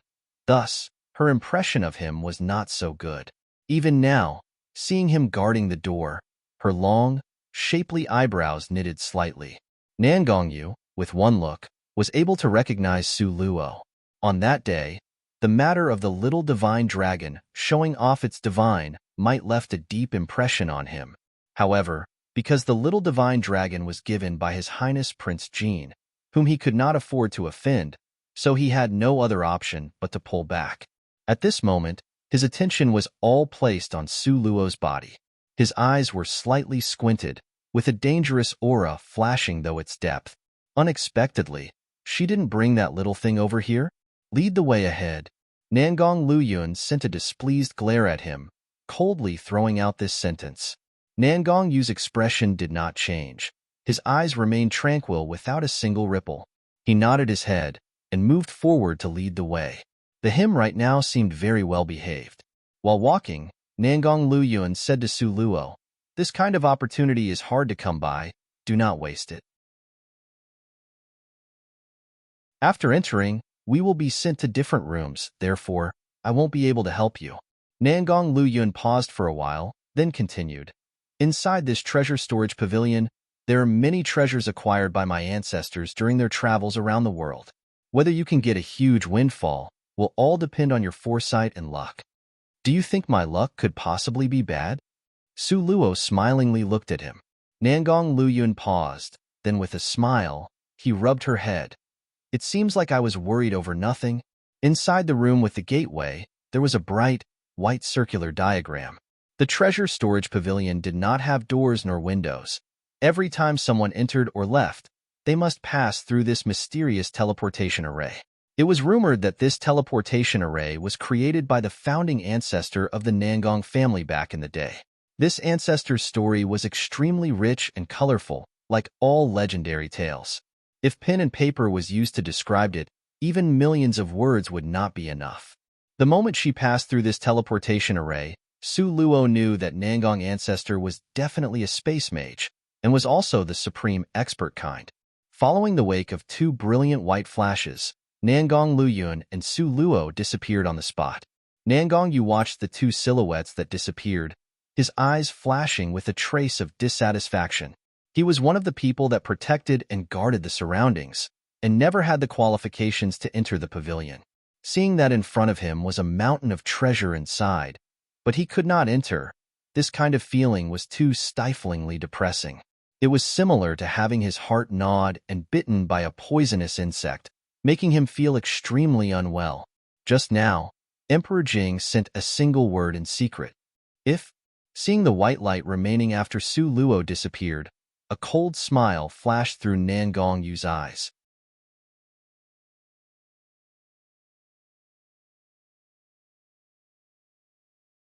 Chapter 627, Treasure Storage Pavilion 1. Standing in the circle of light, Su Luo only felt her mind being dazed. When she opened her eyes again, the surrounding scenery had already changed. Su Luo opened her eyes and felt that the light in front of her eyes were exceptionally glaring. She couldn't help but to use her hands to cover her eyes. Only after a good while was she able to adapt to the light here. Su Luo raised her head and swept her eyes in all four directions. Right now, appearing in front of her was a huge cave. Inside the cave, there were rows of yellow rosewood shelves arranged neatly and in an orderly manner. On the shelves, the treasures with spirit force were arranged by categories.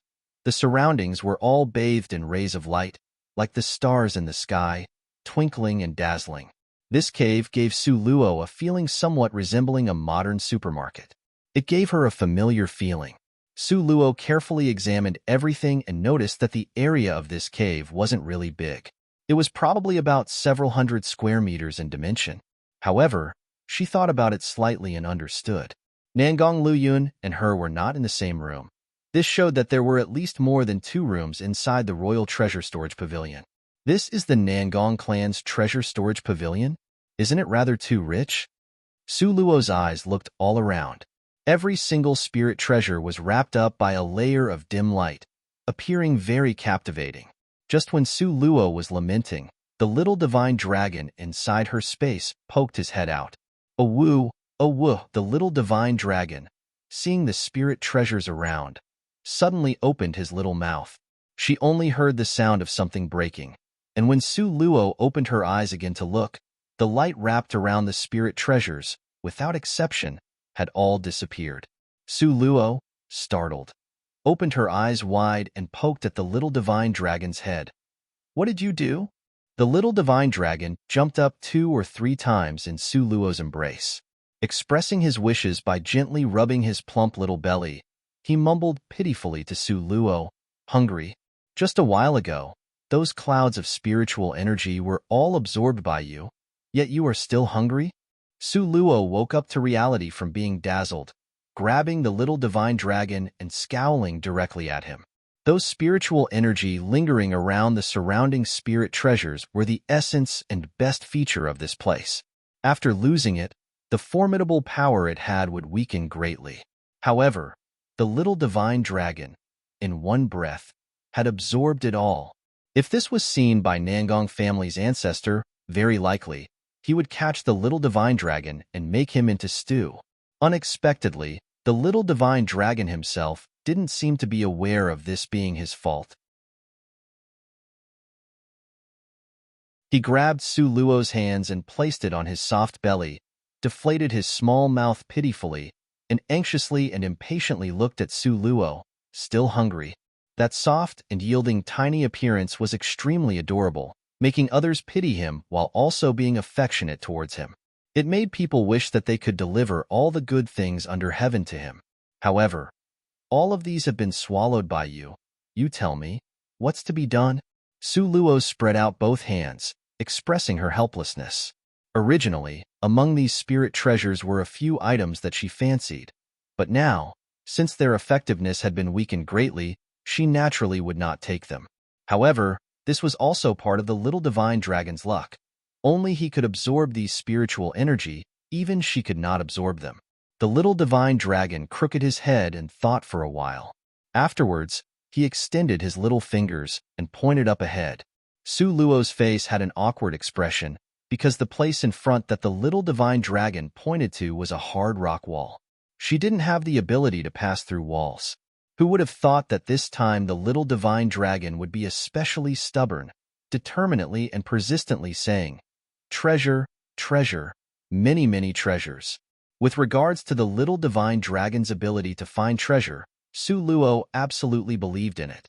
Then fine, let's try to find the exit. Su Luo placed the little divine dragon on the floor.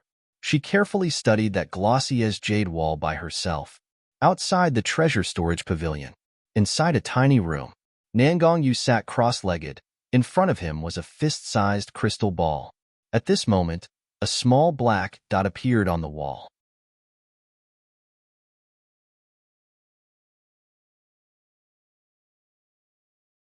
Chapter 629, Treasure Storage Pavilion 3, and his inherited memory had told him, just place your hand on the wall and you could enter. How could it not have worked? Where was the problem? The little divine dragon patted his own head.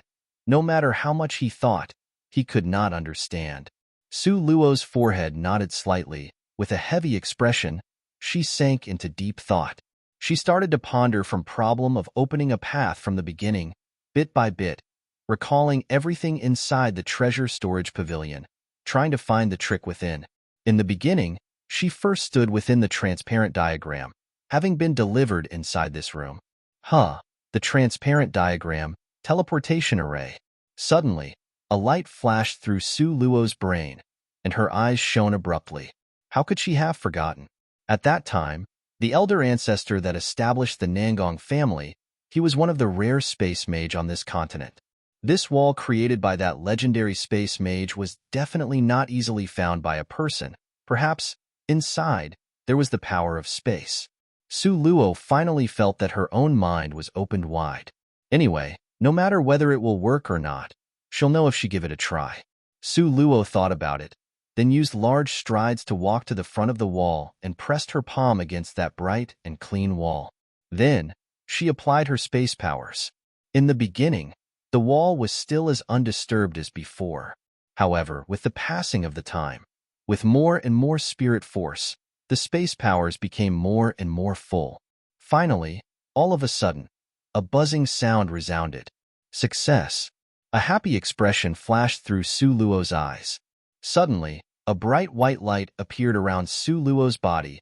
Just at this critical moment, the little divine dragon, with one leap, jumped up. His two little paws grabbed hold of Su Luo's thigh. Just when he grabbed hold of Su Luo, her figure disappeared in a flash from within this room. Su Luo felt a burst of dizziness and her vision blurred.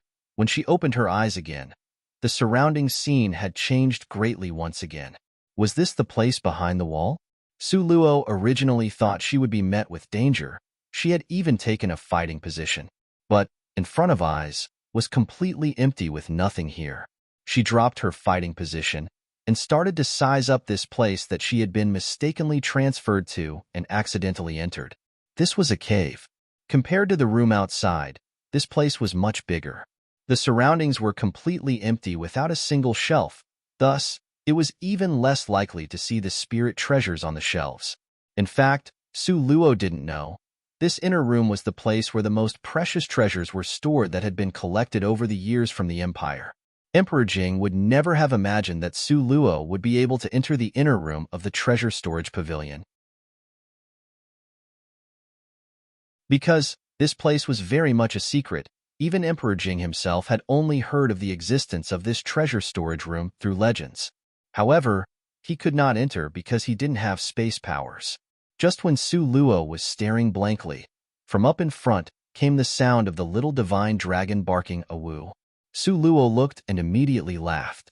Didn't know what mechanism the little divine dragon had set off, but now, in midair, little cloud-like spheres had appeared. Moreover, the little cloud-like spheres were wrapped around spirit treasures that people would yearn for even in their dreams. The brilliant, dazzling rays of light on the spirit treasures now seemed extremely gorgeous. At this moment, the little divine dragon had pounced up to a little cloud-like sphere and was barking loudly at the thing inside. Su Luo diverted power to her foot, borrowing its strength to jump up.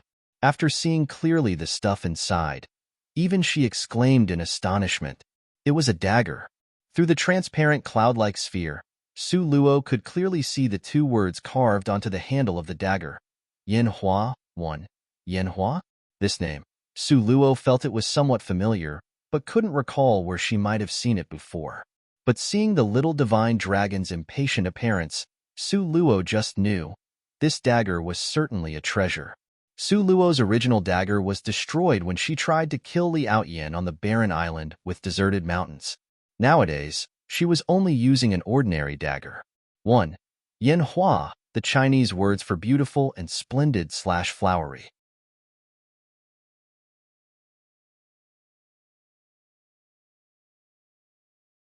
Chapter 630, Treasure Storage Pavilion. 4. She was just thinking of finding some time to look for a good dagger at an auction house. Now that she was thinking about it, she just so happened to encounter it. This was truly like about to doze off, and someone would deliver a pillow. It couldn't be better. Su Luo was very happy, and reached out with her hand to take it. However, she was stunned to discover that she was unable to take it. These small, cloud-like spheres seemed like the simplest kind of covering to protect against the rain, but were firmly protecting the treasures, making it that even if other people coveted them, there was no way for them to take it away. Seeing the spirit treasure that she liked in front of her eyes, but no matter what, she couldn't even take it out. This really felt extremely unpleasant. Su Luo's eyes twinkled like the stars. Since she had already entered the secret inner room of the treasure storage pavilion, then she shouldn't just enter this mountain of treasures and return empty-handed. Su Luo thought, at that time. The Nangong family's ancestor who was a space mage, this elder used space element to make a door look like a wall. In that case, these cloud-like spheres, could they be related to space element? Su Luo's eyes twinkled like starlight. Regardless of what was said, it couldn't be wrong to try. Su Luo gathered her space system power, stuck her palms on the cloud-like spheres, and continuously pouring the force of space into it. However, there was no response. Adding more, there was still no response.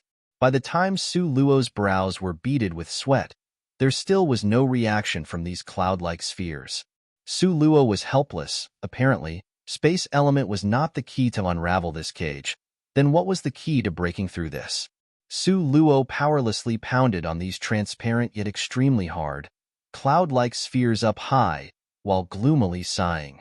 Soon after, she tried to take the entire cloud-like spheres with the treasures inside into her space, but what made Su Luo depressed was, these cloud-like spheres, imperceptibly seemed to have a kind of strange force that fixed them in place. She simply could not take them into her space. About 10 of these cloud-like spheres were suspended in midair. If she could not even take this one, then there was no point in thinking about the rest. At the moment, Su Luo's only hope was placed on the little divine dragon's body. The little divine dragon's perplexed, small face faced these small, cloud-like spheres as he looked at them left and right, up and down. He tried to scratch them with his claws, but discovered that his claws were useless. He tried to puff out flames, water, and all kinds of elements, but as before, it was all useless. What's to be done? The divine dragon grabbed his ear and scratched his cheek, looking exceedingly depressed. Having thought hard and still couldn't think of a way, the little divine dragon became angry. Facing these cloud-like spheres, he simply bit down. Su Luo saw this and hurriedly lifted the little divine dragon back up. Careful, don't break your teeth, this is very hard. Su Luo's words still weren't finished yet. Afterwards, a scene that stunned Su Luo occurred. The little divine dragon bit down a mouthful. Then, these small, cloud-like spheres were like a white steamed bun, suddenly lacking a corner. This way is also possible? Su Luo was simply speechless. What kind of thing was the little divine dragon's teeth? This kind of hard stuff, and he could actually bite it? Su Luo might simply just worship the little divine dragon's teeth. The little divine dragon smiled towards Su Luo as if taking credit for an achievement. Afterwards, he just buried his head in these small, cloud-like spheres, unceasingly biting down and swallowing. The little dragon's bite was not fast at all, but the small mouth was, nevertheless, continuously moving. Very quickly, one could see that cloud-like sphere was missing a corner. In addition, this corner, in the wake of the little divine dragon's nibbling and biting, continued to become bigger. Su Luo saw that the little divine dragon directly swallowed what he bit out, and she couldn't help but be somewhat worried. Can you eat this? Supplement. Great supplement. The little divine dragon excitedly nodded, his two little claws holding the small, cloud-like spheres and once again immersed in pigging out. The corner of Su Luo's mouth pursed slightly. Who could have anticipated that these cloud-like spheres protecting the spirit treasures, with regards to the little divine dragon, was a great supplement? Su Luo confiscated a tiny piece and tested it on herself to see if it was a supplement for her.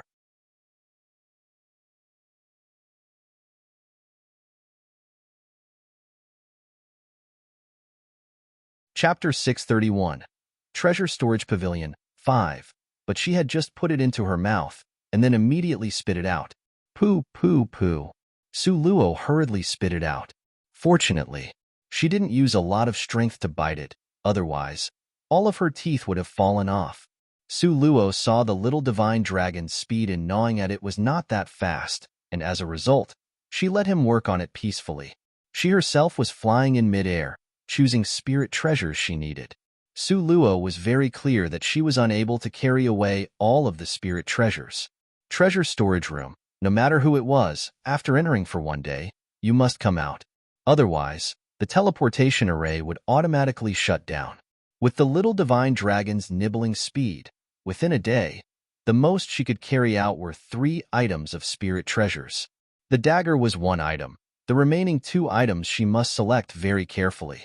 Therefore, within this completely empty cave, besides the little divine dragon's rat-like, chewing on sugarcane snapping sounds, was Su Luo's figure that flew in the sky. The precious treasures here, every one of them was awfully attractive to people.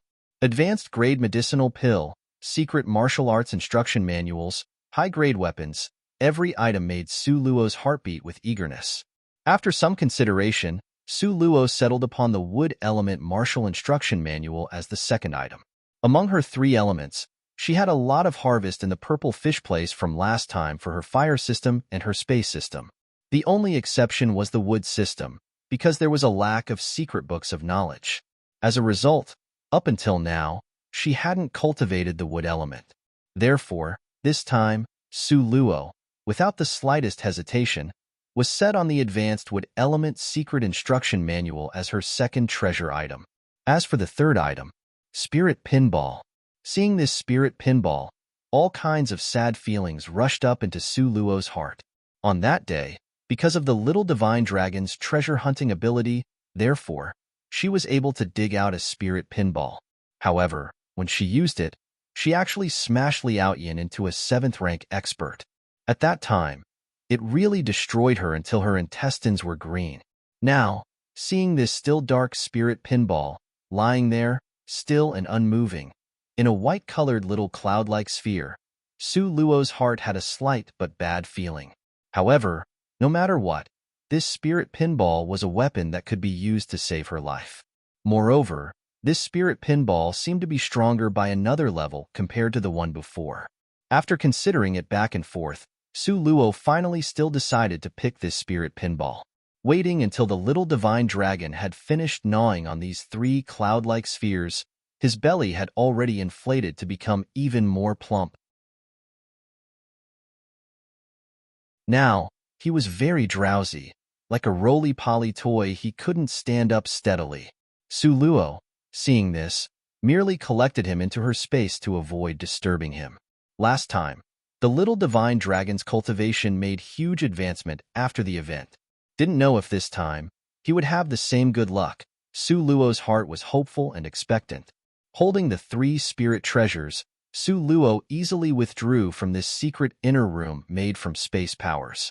One could see now, in a dark cave, Su Luo once again appear in the first room she started off in. Whereas outside, before, when Nangong Yu saw Su Luo's figure disappear from the crystal ball, his mouth had hooked into a maliciously cold laugh. Trying to enter Nangong clan's real and most valuable treasure pavilion, the result of being greedy was only the path to death.